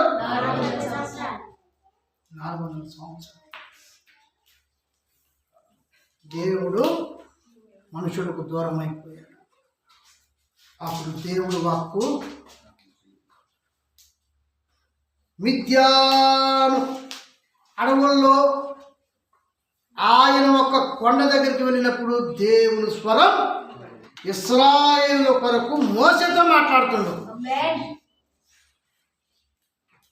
హల్లెలూయా. మోసే, నా ప్రజల మొర నాకు వినపడింది, నీ వెళ్ళి నువ్వు నా జనులు విడిపించాలి అని మోసే దేవుడు మాట్లాడినప్పుడు మోసే దేవుని మాట విన్నాడు. మోసే దేవుని మాట విన్నాడు. మోసే దేవుడి మాట విన్నాడు కనుకనే నత్తివాడైనప్పటికీ పర్వవేదిక నిలబడి అక్కడున్న ప్రజలను విడిపించి తీసుకొని వస్తుండగా, తన ప్రజలను తీసుకొని వస్తున్నప్పుడు దేవుడు ఏం చెప్పిందో అదే చేయాలండి. దేవుడు చెప్పిందే చేయాలి, చెప్పకూడదు చేయొద్దు. దేవుడు మొట్టమొదటిగా ఏం చేశాడు? ప్రజలకు దాహం వేసిందని వాళ్ళు నీళ్ళు అడుగుతున్నప్పుడు నీ ఎదుట ఉన్నటువంటి ఆ బండను కొట్టు అన్నాడు. బండను కొట్టాడు. ఏమొచ్చింది? నీళ్ళు వచ్చినాయి. ఫస్ట్ దేవుడు ఏమన్నాడు? బండను కొట్టమన్నాడు. మరలా కొంతకాలం అయిన తర్వాత, కొద్ది రోజులైన తర్వాత మరలా వాళ్ళు దాహం కోసం ఎదురు చూస్తున్నప్పుడు మోసే, నువ్వు ఆ బండ దగ్గరికి వెళ్ళి మాట్లాడు, ఆ బండ మీకు నీళ్ళు ఇస్తుంది అన్నాడు. కానీ ఈ ప్రజలు ఆయనను విసిగించినది, ఆయన బాగా విసికి విసికి విసికి విసికి విసికి, ఓ ద్రోహులారా, నేను ఈ బండ నుంచి మీకు నీళ్ళు ఇవ్వాలనేసి ఆ కోపంతో వాళ్ళని కొట్టాల్సింది పోయి, కొంతమంది భార్యను ఎక్కువగా ప్రేమించి భర్తలు ఏం చేస్తారంటే కొట్టాల్సింది భార్యని, కానీ ఆ కోపాన్ని అనుసుకొని ఎదురున్న తల్లిని పాటలు కొడుతుంది. ఆ తల్లికి ఏమర్థం కాలే. ఆ తల్లిగా నన్ను ఎందుకు కొట్టినారా నువ్వు? నన్ను ఎందుకు కొట్టారా, నిన్నేమన్నారా? కానీ పాపం తల్లి మీద కాదు, మరి ఆమెను కొడితే ఆమె వెళ్ళిపోతే నా తల్లి అయితే నన్ను ఎట్లా వదులుకోదు. ఈ తల్లికే అర్థం కలిగి పిచ్చి మహారాజు నా కొడుకే నాకు రాజుని ఆ పిచ్చి మహారాజు కోసం చూస్తూ ఉంటుంది ఈ తల్లి. కొట్టినా నా కొడుకే, తిట్టినా నా కొడుకే, పట్ట ఏం చేస్తావు, వాడుకున్న ఒత్తిడి అట్లాంటిది, దాని అల్లేక నన్ను కొట్టిండే అని అడ్జస్ట్ అయిపోతాడు. పిచ్చి మహారాజు కొట్టిందని ఈ పిచ్చి మహారాణి అలా అయిపోద్ది అన్నమాట. ఓకే, దేవుని నామానికి మహిమ కలుగును గాక. ఎక్కడున్నాం మనం? అంతే, కరెక్టే. నేను అడిగింది మీరు చెప్పింది కూడా కరెక్టే. ఆయన వారి మీద కోపంతో ప్రజల్ని కొట్టాలనే ఉద్దేశం ఉంది, కానీ దేవుడు మాట్లాడమంటే పొరపాటున ఓ ద్రోహులారా అని బండను కొట్టారు. నీళ్ళతో వచ్చి అందరు తాగారు. కోపం ఎవరి మీద వచ్చింది తెలుసా? మోసే మీద వచ్చింది దేవునికి. నా ప్రజలను ద్రోహులారంటవా, ఏం రా నువ్వు అనేసి, నువ్వు కానానికి వెళ్ళవు, వెళ్ళవు, అంతే. శిక్ష చూడు. ఇసుకరమ్మన్నది ఆయన. ఎక్కడో గొర్రెలు కాసుకుంటున్న గొర్రెల కాపర్ని, ఆయనకు సిపోర్ అనే భార్య, 2 కొడుకులు. ఇన్ని కష్టాలు పడుతూ అడుగు మార్గంలో నడుచుకుంటా పర్వ దగ్గరకు వచ్చి ప్రజల్ని కష్టపడి బయటకు విడిపించి మధ్యంతరానికి వెళ్ళిన తర్వాత, నువ్వు పోవు, నా ప్రజలు నువ్వు మాట నగవుడికి పోవు, చూపెడతాను కానీ నువ్వు పోవు. చూశావు దేవుడికి తన ప్రజల మీద ఎంత ప్రేమ, దేవుడికి తన ప్రజల మీద ఎంత ప్రేమ. మొదట మన ప్రారంభ మూలవాక్యంలోకి పోతే మన మాట ఎవరి బిడ్డల మాట? యెహోవాకు మనం బిడ్డలం. ఆయన బిడ్డలు ఒక్క మాట ద్రోహులారా అన్నందుకే ఏం చేశాడమ్మా? ఏం చేశాడు? కానానికి నువ్వు పో, అంతే. చూస్తావు కానీ నువ్వు కానానికి వెళ్ళవు, అడుగునట్టావు.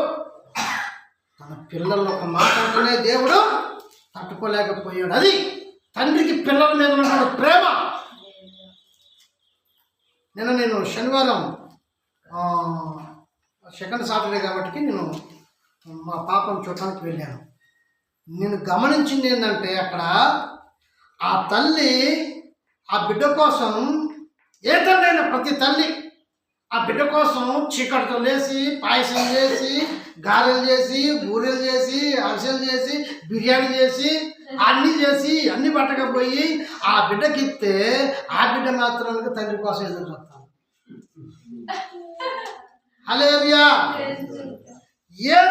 ఏ బిడ్డైనా, నేను మా పాప గురించి నేను చెప్పట్లే. ఎక్కడికి వెళ్ళినా నువ్వు ఒక్కదాన్ని వచ్చినావు, డాడీని తీసుకురాలే, డాడీ నువ్వు ఎందుకు రాలే డాడీ అనేసి కొంతమంది డాడీలతో మాట్లాడుతున్నారు పిల్లలు.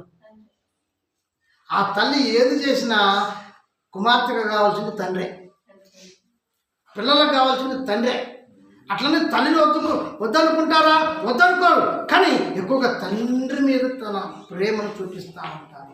ఇప్పుడు మా అమ్మగారు అంటాను, మన ఇద్దరం మోదాం అమ్మగారు పాస్టర్కి, మన ఇద్దరికి లైన్ నిలబడదాం, మన పాపని పెద్దాం. ముందు ఎవరి దగ్గర 10 రోజులు మీరు చూడండి, మీరు ప్రేక్షకులు లాగుండండి. ఎవరైనా అంతే తండ్రిని హత్తుకుంటారు పిల్లలు. హల్లెలూయా. ఆ తర్వాత తల్లి దగ్గరికి వెళ్తారు, మమ్మీ లేదా అమ్మ అనుకుంటారు. ఎందుకంటే తండ్రి ఎవరో తెలుసా? దేవుని కుమారుడు. తండ్రి ఎవరు తండ్రి అయినా దేవుని కుమారుడే. ఆ దేవుని కుమారుని హత్తుకోవడానికి పిల్లలు ఎక్కువగా ఇష్టపడతా ఉంటారు. మీరు ఎక్కడైనా గమనించండి, ఆ పిల్లలకు కావాల్సింది తండ్రి వండి కట్టడు, తండ్రి పానీయడు, తండ్రి అన్నం కూడా తినిపోయాడు, స్నానం కూడా చేపాడు. మన అన్ని చేసేదల్లా తల్లే. ఏమీ చేయను ఆయన మహారాజు, మరి ఆ పిల్లలకు కావాలి. హల్లెలూయా. అవునా కదండి? ఇది తండ్రి ప్రేమ. ద్రోహులారా అన్నందుకే ఆ తండ్రి, పరలోకపు తండ్రి మోసేను ఏం చేశాడు? అడ్డుకున్నాడు. మోసేను అడ్డుకున్నాడు. ఓకే, ఇదొక వ్యక్తి. అయితే జరిగింది ఏంటంటే, దేవుడు ఈ 400 సంవత్సరాల ప్రజలు ఐగుప్తు దేశంలో ఉన్నారు. వారు సూర్యునికి బాగా, ఆకాశ దేవతకు, సూర్యునికి బాగా విగ్రహాలకు వాళ్ళు పూజించేవారు. ఈ 400 సంవత్సరాలు అక్కడ ఉన్నది చూశారు, ఏం జరుగుతుందో చూశారు, వాటిని అలవాటు చేసుకున్నారు. వారు మార్గంలో వస్తూ ఉండగా ఎంత దేవుని వాక్కు ఇశ్రాయేలు ప్రజల దగ్గరికి వచ్చినా వాళ్ళు మారట్లే. వారి కోసమే 10 ఆజ్ఞలు తీసుకుని వచ్చాడు దేవుడు మోసే ద్వారా 2 పలకలు 5 వేసి 10 ఆజ్ఞలు. ఈ 10 ఆజ్ఞలు మీరు చెప్పగలరా? 4 ఆజ్ఞలు ఏమో దేవుని, 6 ఆజ్ఞలు ఏమో మనిషి. ఇది నిర్గమకాండం 20 అధ్యాయం 1 నుంచి ఆఖరి వచనాల వరకు మనం చూసినట్టయితే మీరేం చదవమాకండి, నేను చెప్తాను. దేవుని నామానికి మహిమ కలుగును గాక. మొదటి ఆజ్ఞ ఏంటి?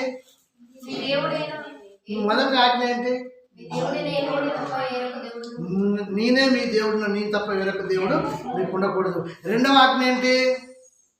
మీరు విగ్రహములను పూజించకూడదు. మూడో ఆజ్ఞ ఏంటి? ఆయన నామమును వ్యర్థముగా ఉచ్చరింపకూడదు. నాలుగో ఆజ్ఞ ఏంటి? ఇగో దేవుని సన్నిధిని విశ్రాంతి దినమును పరిశుద్ధముగా మీరు ఆచరించాలి, పరిశుద్ధులుగా రావాలి. మనం చూశాం కదా ప్రసంగి 5లో, మీరు మందిరానికి వెళ్ళినప్పుడు మీ ప్రవర్తన జాగ్రత్త అంటారు చూసినవా? మనం మందిరానికి వచ్చేటప్పుడు మన ప్రవర్తన జాగ్రత్తగా ఉండాలి. అంటే మన విశ్రాంతి దినమును పరిశుద్ధముగా ఆచరించాలి. ఓకేనా? ఇక నుండి మనుషులకు పెట్టాడు ఆ ఆజ్ఞలు. చూడండి, లేదు అమ్మా. నెక్స్ట్ 5వ ఆజ్ఞ కాడ నుంచి మనం స్టార్ట్ అవుతాం. 4 ఆజ్ఞలు దేవుని. 5వ ఆజ్ఞ ఏంటి?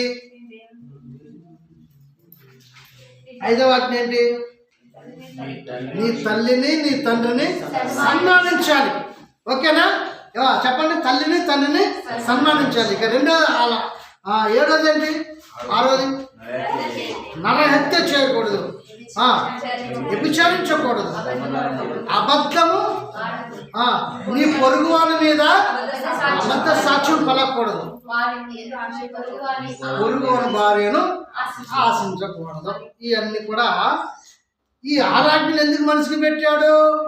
ధర్మంలో లేరు వీళ్ళు, అధర్మంలో ఉన్నారు వీళ్ళు. ధర్మాన్ని పాటించండి. తల్లి తండ్రిని ఏం చేస్తున్నారు? సన్మానించమని ఎందుకు అంటున్నాడు? ఎందుకు ఆజ్ఞ వచ్చిందో అపోస్తలుడైన పౌలు గారు తిమోతికి రాసిన పత్రికలో అద్భుతంగా మాట్లాడుతున్నాడు. చూడండి, 1 తిమోతి పత్రిక 1వ అధ్యాయము 8వ వచనం. 1 తిమోతి పత్రిక 1వ అధ్యాయము 8వ వచనం. ఆయనను శ్రీమంతుడైన దేవుడు నాకు అప్పగించిన ఆయన మహిమగల స్వార్థ ప్రకారం ధర్మశాస్త్రం ధర్మ విరోధులకు. ఒక్క నిమిషం ఆగండి. ధర్మశాస్త్రం ఎవరు కాట? ధర్మ విరోధులకు. జాగ్రత్తగానండి. అయ్యా ఆ బాబు లేపండి, సామ్యాన్ని లేపండి. ఎవరికి ఈ ధర్మశాస్త్రము? ఎవరికి? ధర్మ విరోధులకు. ఎవరికయ్యా? ధర్మ విరోధులు. ఎవరు ధర్మ విరోధులు? ఇక్కడ కనబడుతుంది చూడనా, చదవండి. అవిధేయులకు, భక్తిహీనులకు, పాపిష్టులకు, అపవిత్రులకు, ఏ దూషకులు? మత దూషకులకు, పితృహంతకులకు, మాతృహంతకులకు, నరహంతకులకు, వ్యభిచారులకు, పురుష సంయోగులకు, మనుష్య చోరులకు, అబద్ధికులకు, అప్రమాణికులకు, హితబోధకు విరోధైన వాడు ఎవడైనా ఉండిన ఎడల అట్టివానికి నియమింపబడినే కానీ ఈ ధర్మశాస్త్రం నీతిమంతులకు నియమింపబడలేదు. హల్లెలూయా. చాలండి. ధర్మశాస్త్రం నీతిమంతులకు నియమింపబడలేదు. ఎవరి కొరకు నియమింపబడదే? అక్రమం చేసేవారు, నరహంతకులకు, పితృహంతకులు, మాతృహంతకులు. తల్లులను చంపేటోళ్ళు లేరా? తండ్రులను చంపేటోళ్ళు ఇప్పుడే కాదండి, అప్పుడు కూడా ఉన్నారట. అందుకే అవి ఇచ్చిందంట, తల్లిని సన్మానించడం అంటే తల్లిని ఏం పెట్టినవరో నువ్వు, ఏం సంపాదించినవరో నువ్వు, నా కోసం ఏం చేసినవరో నువ్వు, నన్నెందుకు కన్నావరో నువ్వు అనేసి తల్లిదండ్రుల మీద తిరుగుబాటు చేస్తున్నటువంటి పిల్లలు ఇప్పుడు లేకపోలేదు. హల్లెలూయా. నా ప్రేమైన దైవ పిల్లలారా, దేవుని యొక్క ప్రజలారా, పురుష సంబంధులు ఉన్నారట, పురుషులు పాపం చేసుకుంటున్నారట, అక్కడ చూపిస్తున్నాడు. నరహంతకులు ఉన్నారట, వ్యభిచారకులు ఉన్నారట, పాపిష్ఠులు ఉన్నారట, అపవిత్రులు ఉన్నారట.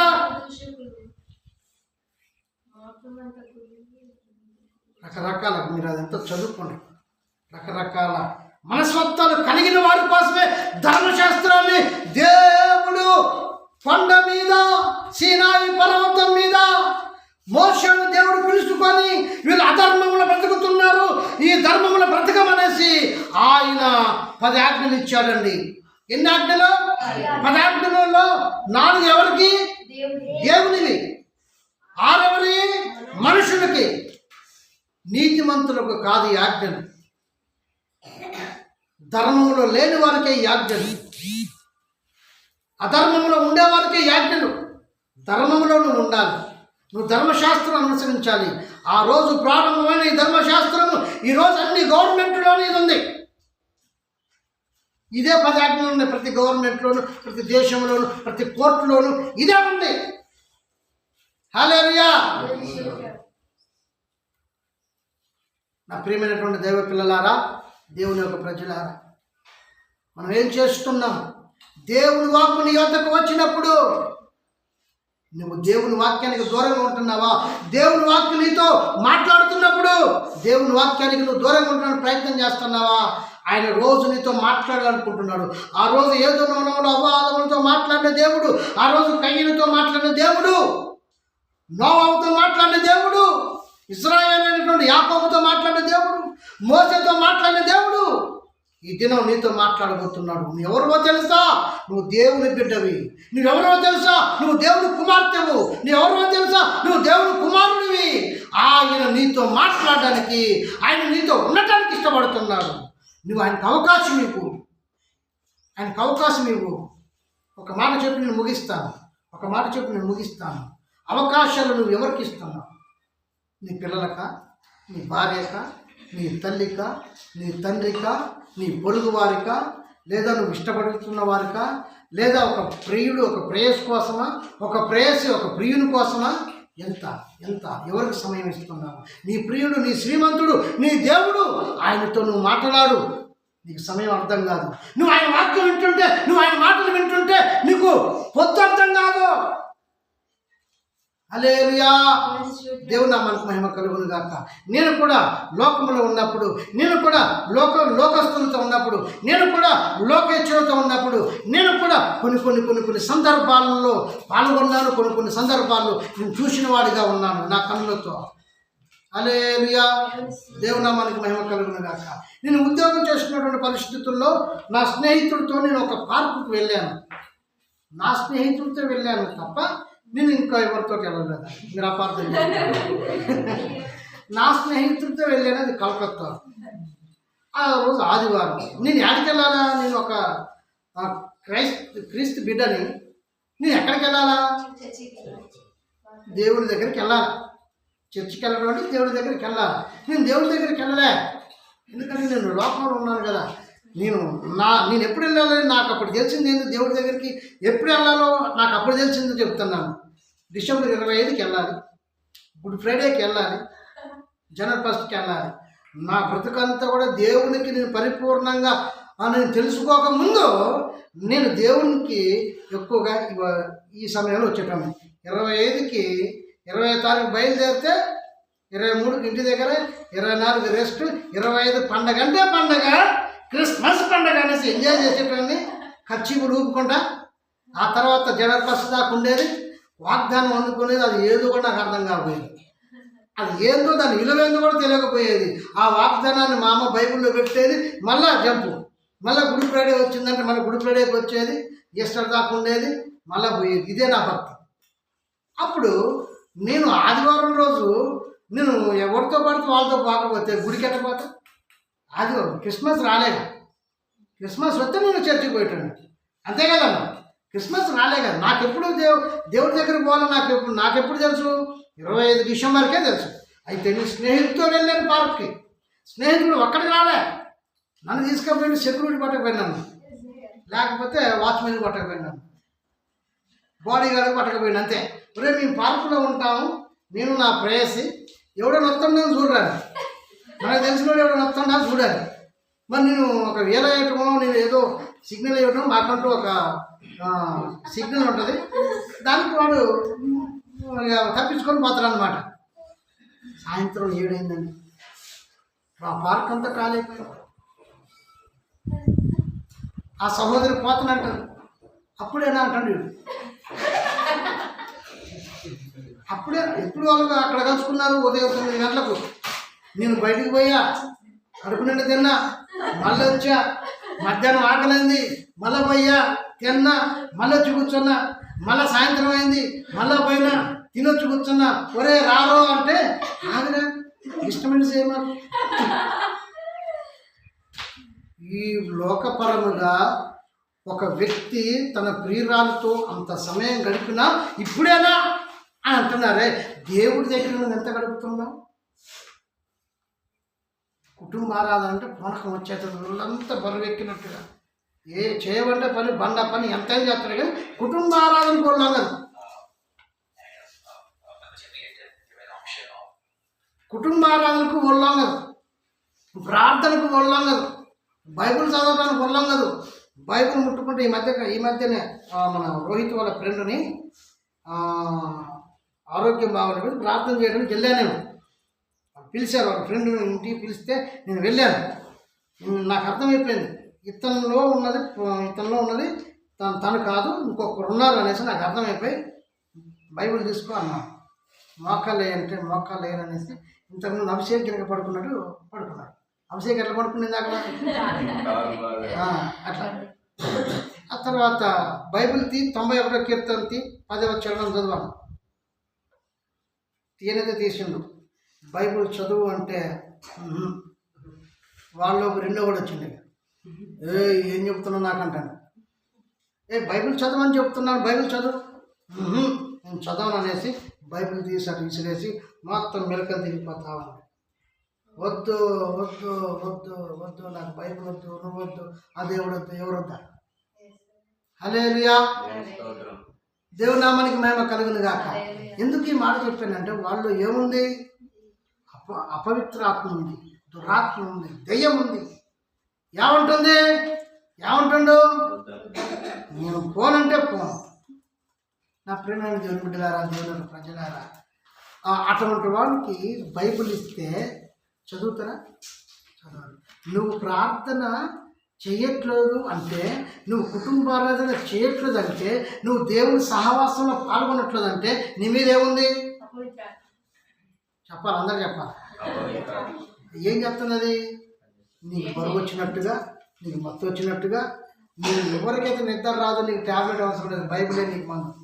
బైబిల్ చదువు, పుట్ల నిద్ర వస్తుంది. నువ్వు చదువు, రాత్రి అంతా మెరుగుతో ఉంటావు. మరి నువ్వు చేసే పనే లేదు, ఏదో ఒకటి ఆలోచన చేస్తూ ఉంటావు. హల్లెలూయా. నువ్వు దేవుని వాక్కు నీ వద్దకు వచ్చింది. ఏంటి మూల వాక్యం ఏంటి? ఓకే, అంశం చెప్తాను. ఏముంది అక్కడ అంటున్నా?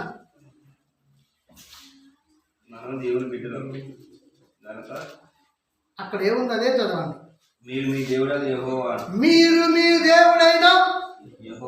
యెహోవాకు బిడ్డలు కనుక చనిపోయిన వాడెవరిని బట్టి లేదు మీరు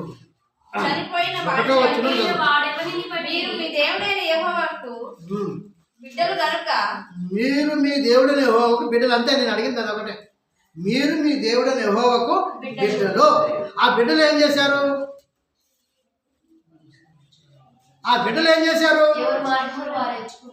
ఎంచుకున్నారు. ఏం ఎంచుకున్నారు?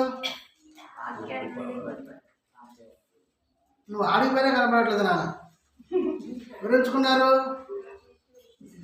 ఏం ఎంచుకున్నారు?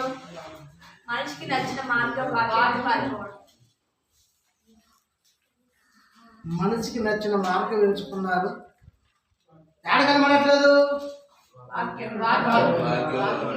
వాక్ దేవుని వాక్ వచ్చినప్పుడు ఆ వాక్ దగ్గర ఉండట్లేదు. మరి దేవుని వాక్ వచ్చినప్పుడు వాక్యం దగ్గర ఉండట్లేదు కదా. నేను ఒక మాట అడుగుతున్నాను. దేవుని వాక్కు మరలా రెండవ రాకులా రాబోతుంది. ఇక్కడే ఒక గంట సేపు పొద్దుస్తమానం ప్రభుత్వం ఒక్కరోజు గడపడానికి కష్టపడుతున్నారే. రేపు ఆయన వచ్చి పిలిస్తే ఆ వాక్కు మీకు అర్థమైందా? వినబడుతుందా? ఒక గృహ పూడిక ఉండదు ఇంట్లో. ఎంతకాలమైంది? సంవత్సరాలు జరుగుతున్నాయి. నీ ఇంట్లో ప్రార్థన ఉందా? అసలు నువ్వనే చేసుకుంటున్నావా? నీ పిల్లలకు నేర్పిస్తున్నావా?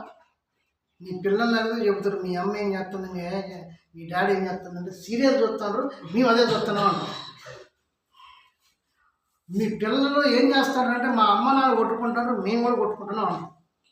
ఎందుకంటే వాళ్ళకు నేర్పించేది ఏంటి? తల్లిదండ్రులు వీళ్ళు తిట్టుకోవటం, వీళ్ళు కొట్టుకోవటం, వీళ్ళు చూడటం. వాళ్ళు ముగ్గురు చేసే ఇంట్లో వాళ్ళిద్దరు చేసేది ఏంది? ఏమ్మా, వీళ్ళు పిల్లల్ని వదిలేసి పనికి పోయిన తర్వాత ఒరే తమ్ముడా అమ్మ నాన్న నిన్ను తిట్టుకుంటారు కదా, మనం కూడా తిట్టుకున్నాం అని ఒకసేపు తిట్టుకుంటారు. తిట్టుకున్న తర్వాత నెక్స్ట్ ఏం చేసిండ్రా? వాళ్ళిద్దరు కొట్టుకుంటారు, మన ఇద్దరు కొట్టుకున్నాం. హల్లెలూయా. తిట్టుకోవడం అయిపోయింది, కొట్టుకోవడం అయిపోయింది. అమ్మ నాన్న ఏం చేసిండ్రా? ఫోన్లో అంతా ఏదేదో చూసినట్టు కనిపించింది కదా, మనం ఇప్పుడు అది చూద్దాం. ఏం చూద్దాం? ఏదో చూద్దాం. అమ్మలు ఏది చూసిండ్రో అదే చూద్దాం. ఇప్పుడు ఏం చేస్తారు పిల్లలు ఏం చేస్తున్నారు? తల్లిదండ్రులు చేసిందే పిల్లలు చేస్తున్నారు. వాళ్ళు తప్పేం చేయట్లే. తల్లిదండ్రులు ఏం చేసిండ్రో అదే చేస్తున్నారు. కాబట్టి ఈ యొక్క వాక్య ముగింపులు నేను అడుగుతున్నాను. దేవుని సన్నిధికి రావటానికి మీరు విసుకోకూడదు. దేవుని సన్నిధి రావటానికి సంపూర్ణమైనటువంటి సంతోషంతో దేవుని మందిరానికి ఉదయకాలంలో స్నానం చేసి అందరికన్నా రావాలి. సంతోషమే నేను ఒక మాట అడుగుతున్నా. సంతోషి అవనస్తుడు, చాలా మంచి బాలుడు. సంతోషం అనుకోకుండా ఆయనకు ఒక లైన్ దొరికింది. ఆ లైన్లో తను ఎవరో తన స్నేహితురాలు అనుకున్నాం. నేను ఫలానా కాడ ఖమ్మంలో బస్ స్టాండ్ దగ్గర ఉన్న రా అంటే ఏం చేస్తాడు? సంతోషం. ఇంట్లో ఎవరికి చెప్పకుండా బతలో కూడా ఎవరు పిలుస్తుండ్రు? తనకు నచ్చిన వాళ్ళు ఎవరైనా సరే, లేడీస్ కావచ్చు, జెంట్స్ కావచ్చు, పోతరా చదవనే పోతారు. దేవుని స్తోత్రం కలిగింది కాక. నేను కూడా అంతే. నాకు నచ్చిన వాళ్ళు ఎవరైనా ఖమ్మం బస్ స్టాండ్ నుండి పిలిచారంటే అమ్మగారు కూడా చెప్పుకుంటా పోతున్నాను. అట్లా మాట చెప్తాను. మనిషి యొక్క మేధస్సు అట్లాంటిది. అవునా కాదా? ఎవరో మనం ఈ లోక సంబంధమైనటువంటి వ్యక్తి పిలిస్తేనే మనము మన పనులను పక్కన పెట్టి పోతున్నాం. పరలోకపు దేవుడు నిన్ను దర్శించడానికి మందిరానికి ఉదయకాలమే వచ్చి ఆయన నీ కోసం వేచి చూస్తే నువ్వెప్పుడు వస్తాను? వచ్చిన నువ్వు ఎలా వింటున్నావు? వచ్చిన నువ్వు ఎలా రిసీవ్ చేసుకుంటున్నావు? వచ్చిన నువ్వు ఎలా పొందుకుంటున్నావు? నా ఆశ ఒకటే, ఒక ఆశ ఉందయ్యా, నా కోరిక తీర్చయ్యా, నా మనవిను యేసయ్యా, ప్రత్యుత్తరమివ్వయ్యా. నా ఆశ ఒకటే. ఎస్తేరుకు ఒక ఆశ ఉంది, మోసేకు ఒక ఆశ ఉంది, అపోస్తులకు ఒక ఆశ ఉంది, నాకు ఒక ఆశ ఉంది. ఒక్క మాట చెప్పి నేను ముగిస్తాను. ఇప్పటికే 4 సార్లు ఉన్నాయా? ఏంటి ఒక్క మాట? మనసు ఒక మేధస్సు దైవజనులు తెలుస్తూ ఉంటుంది. ఒక్క మాట లేదది ఒక ఊత పదం.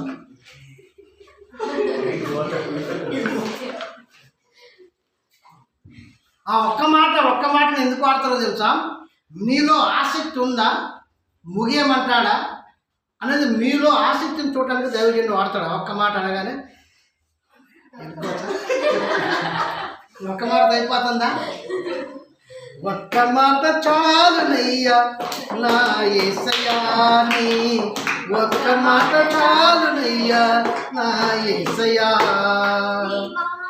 నీ మాటకెంతో శక్తి ఉందయ్యా, నువ్వు మాట పలుకుతే మహిమలు జరుగునయ్యా అన్నట్టుగా ఆ ఒక్క మాట ఎన్ని మహిమలకు వెళ్తుందో చూడండి. అయితే దేవుడు ఒక్క మాట చెప్పి నేను ముగిస్తాను. మరలా ఒక్క మాట చెప్పి నేను ముగిస్తాను. మరలా దేవుని స్తోత్రం. మొట్టమొదటిగా దేవుడు ఆదాము నుండి మొదలుకొని ఈ రోజు వరకు మొదలుకుంటే దేవుడు ఏం చేశాడు తెలుసా? మనుషులు మోసపోవద్దని దేవుడే మనిషి వద్దకు వచ్చాడు. ఏదైనా తోట మనిషి పాపములో కోపములో ఉండకూడదని, హత్యలు మానభంగాలు చేయకూడదని, కోపములో ఉన్న కయ్యను కలవటానికి దేవుడే దిగి వచ్చాడు. అదే దేవుడు ఏబోలు చనిపోయిన తర్వాత షేతు నుండి సంతానం అభివృద్ధి అవుతున్న కొలది ఈ మనుషులు ఎలా ఉన్నారు అనేసి మరలా మనుషులను దర్శించడానికి దేవుడు భూమి మీదకి వచ్చినప్పుడు షేతు ద్వారా పుట్టిన సంతానం అంతా పాపమై ఉన్నది. అప్పుడు దేవుడు నోవాహును దర్శించాడు. నోవాహు తర్వాత దేవుడు మనుషులంతా మరలా నోవాహు పిల్లల ద్వారా వచ్చిన సంతానం అంతా చెడిపోతూ ఉంటే దేవుడు అబ్రాము ఇస్సాకు యాకోబుల తర్వాత మోసేని దేవుడు కోరుకొని ఇశ్రాయేలు ప్రజల కొరకు దేవుడు మరలా మోసేతో దేవుడు మాట్లాడాడు. అంతవరకు ఒక చాప్టర్ అయితే మోసే తర్వాత దేవుడు ప్రజలు పాపములో ఉండకుండా ఉండు నిమిత్తము వారికి ఇది తప్పు అని గుర్తు చేయడం కోసం ధర్మశాస్త్రాన్ని వారి ముందు పెట్టి ఇలా ఉండాలనేసి న్యాయాధిపతులను దేవుడు లేపుకున్నాడు. మనుషులను మోసపుచ్చేవాడు లోకంలో ఉన్నాడు. మనుషులు మోసపోకుండా ఉండాలనేసి దేవాది దేవుడు ఏం చేశాడమ్మా? ఏం చేశాడు? సంతోషం అంటే నీకు ఇష్టమా? చాలా ఇష్టమా? నిన్ను పిలిస్తే వస్తావా? ఇష్టమైన వాళ్ళు పిలిస్తే పోతావు నానా అన్న.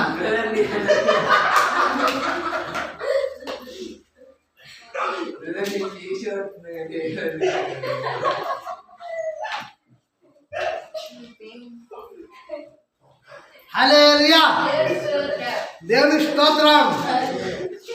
న్యాయాధిపతుల వరకు వచ్చింది దేవుని వాక్కు. మనుషులకు దేవుడు చెప్పి విసుగుపోయి న్యాయాధిపతులను కోరుకున్నాడు.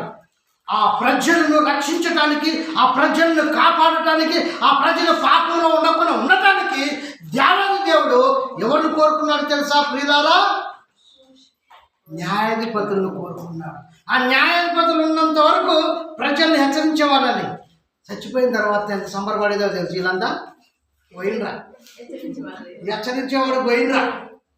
ఏంది అమ్మా? హెచ్చరించేవాడు పోయిండు. మాట్లాడితే మనం టీవీ చూస్తున్నావా, మనం సినిమా చూస్తున్నావా, మనం ఏడ తిరుగుతున్నావా? ఎప్పుడు నా మీదనే ఆయనకి దృష్టి. ఎవరికి? న్యాయాధిపతుల కాలం పోయింది. ఇక న్యాయాధిపతులను వద్దనుకున్నారు. న్యాయాధిపతులు పోయిన తర్వాత ప్రజలను పరిపాలించడానికి దేవుడు ఏం చేశాడంటే ప్రవక్తలను లేపుకున్నాడు, నాయకులను లేపుకున్నాడు, రాజులను లేపుకున్నాడు. చివరికి ఇప్పుడు ఆయన రెండవ రాకడ కల్లా ఆయన మాలాంటి సాధారణమైనటువంటి ప్రజలను, ఆయనకి ఇష్టమైన వారిని ఆయన ఎన్నుకొని ప్రజలు తప్పుడు మార్గంలో నడవకుండా ఉండు నిమిత్తము ఆయన సేవకులను కోరుకున్నాడు. ఇప్పుడు మనుషులతో మాట్లాడడానికి దేవుడు మనుషుల్లో నుంచి ఒక మనిషిని ఎంచుకొని అభిషేకించి దైవజనుల ద్వారా మీతో మాట్లాడుతున్నారు. మీరు పాపంలో ఉండమాకండి, మీరు పొరపాట్లో ఉండమాకండి, మీరు తప్పుడు మార్గంలో నడమాకండి, మీరు శాపంలో ఉండమాకండి, మీరు ఇలా ఉంటే తప్పు, మీరు ఇలా చేస్తే తప్పు, ఇలా ఉండకూడదు అనేసి దైవజనులను దేవుడు ఎన్నుకున్నాడు. చూడండి, దేవుడు ఎక్కడ ప్రారంభమై ఎక్కడ ముగించాడో చూడండి. ఆయనే మొదట వచ్చాడు, చివర్ల మరలా ఆయనే రాబోతున్నాడు. హల్లెలూయా. ఇప్పుడు మనుషులతో మాట్లాడడానికి ఎవరున్నారమ్మా భూమి మీద? దైవజనులు ఉన్నారు. దేవుడు మనుషులతో ఎవరి ద్వారా మాట్లాడుతున్నాడు? దైవజనులు అడ్డు పెట్టుకొని మాట్లాడుతున్నాడు. దైవజనుడు మాట్లాడు ప్రతి మాట కూడా ఇది ఎవరి మాటగా తీసుకోవాలి? దేవుని మాటగా తీసుకోవాలి. ఇది దేవుని స్వరం మాట్లాడుతుందని తీసుకున్నట్టయితే నీవు నీ కుటుంబము దీవించబడతావు, ఆశీర్వదింపబడతావు. ఇటు మాటలు మన వినికిడిలో దేవుడు నీరు కట్టు పని వినిచిన గాక. ప్రార్థన కన్ను మూసుకోండి. దయగలిగిన మా తండ్రి, దయామయుడా, మీకు స్తోత్రాలు. ఇన్న వాక్యము మా అందరి జీవితంలో నీరు కట్టిన తోటలో ఉంచండి. ఈ లైవ్ ద్వారా ఈ యొక్క మాటలు ఆలకిస్తున్న వారిని కూడా మీరు జ్ఞాపకం చేసుకొని వారి హృదయంలో కూడా నాయన ఈ మాటలను నీరు కట్టిన తోట వల్ల ఉంచి మహిమ పొందమని యేసయ్య దివ్య నామములో ప్రార్థిస్తున్నాము తండ్రి. ఆమేన్, ఆమేన్, ఆమేన్. అందరికీ ప్రైజ్ ది లార్డ్ అమ్మా. అందరికీ praise the lord, praise the lord.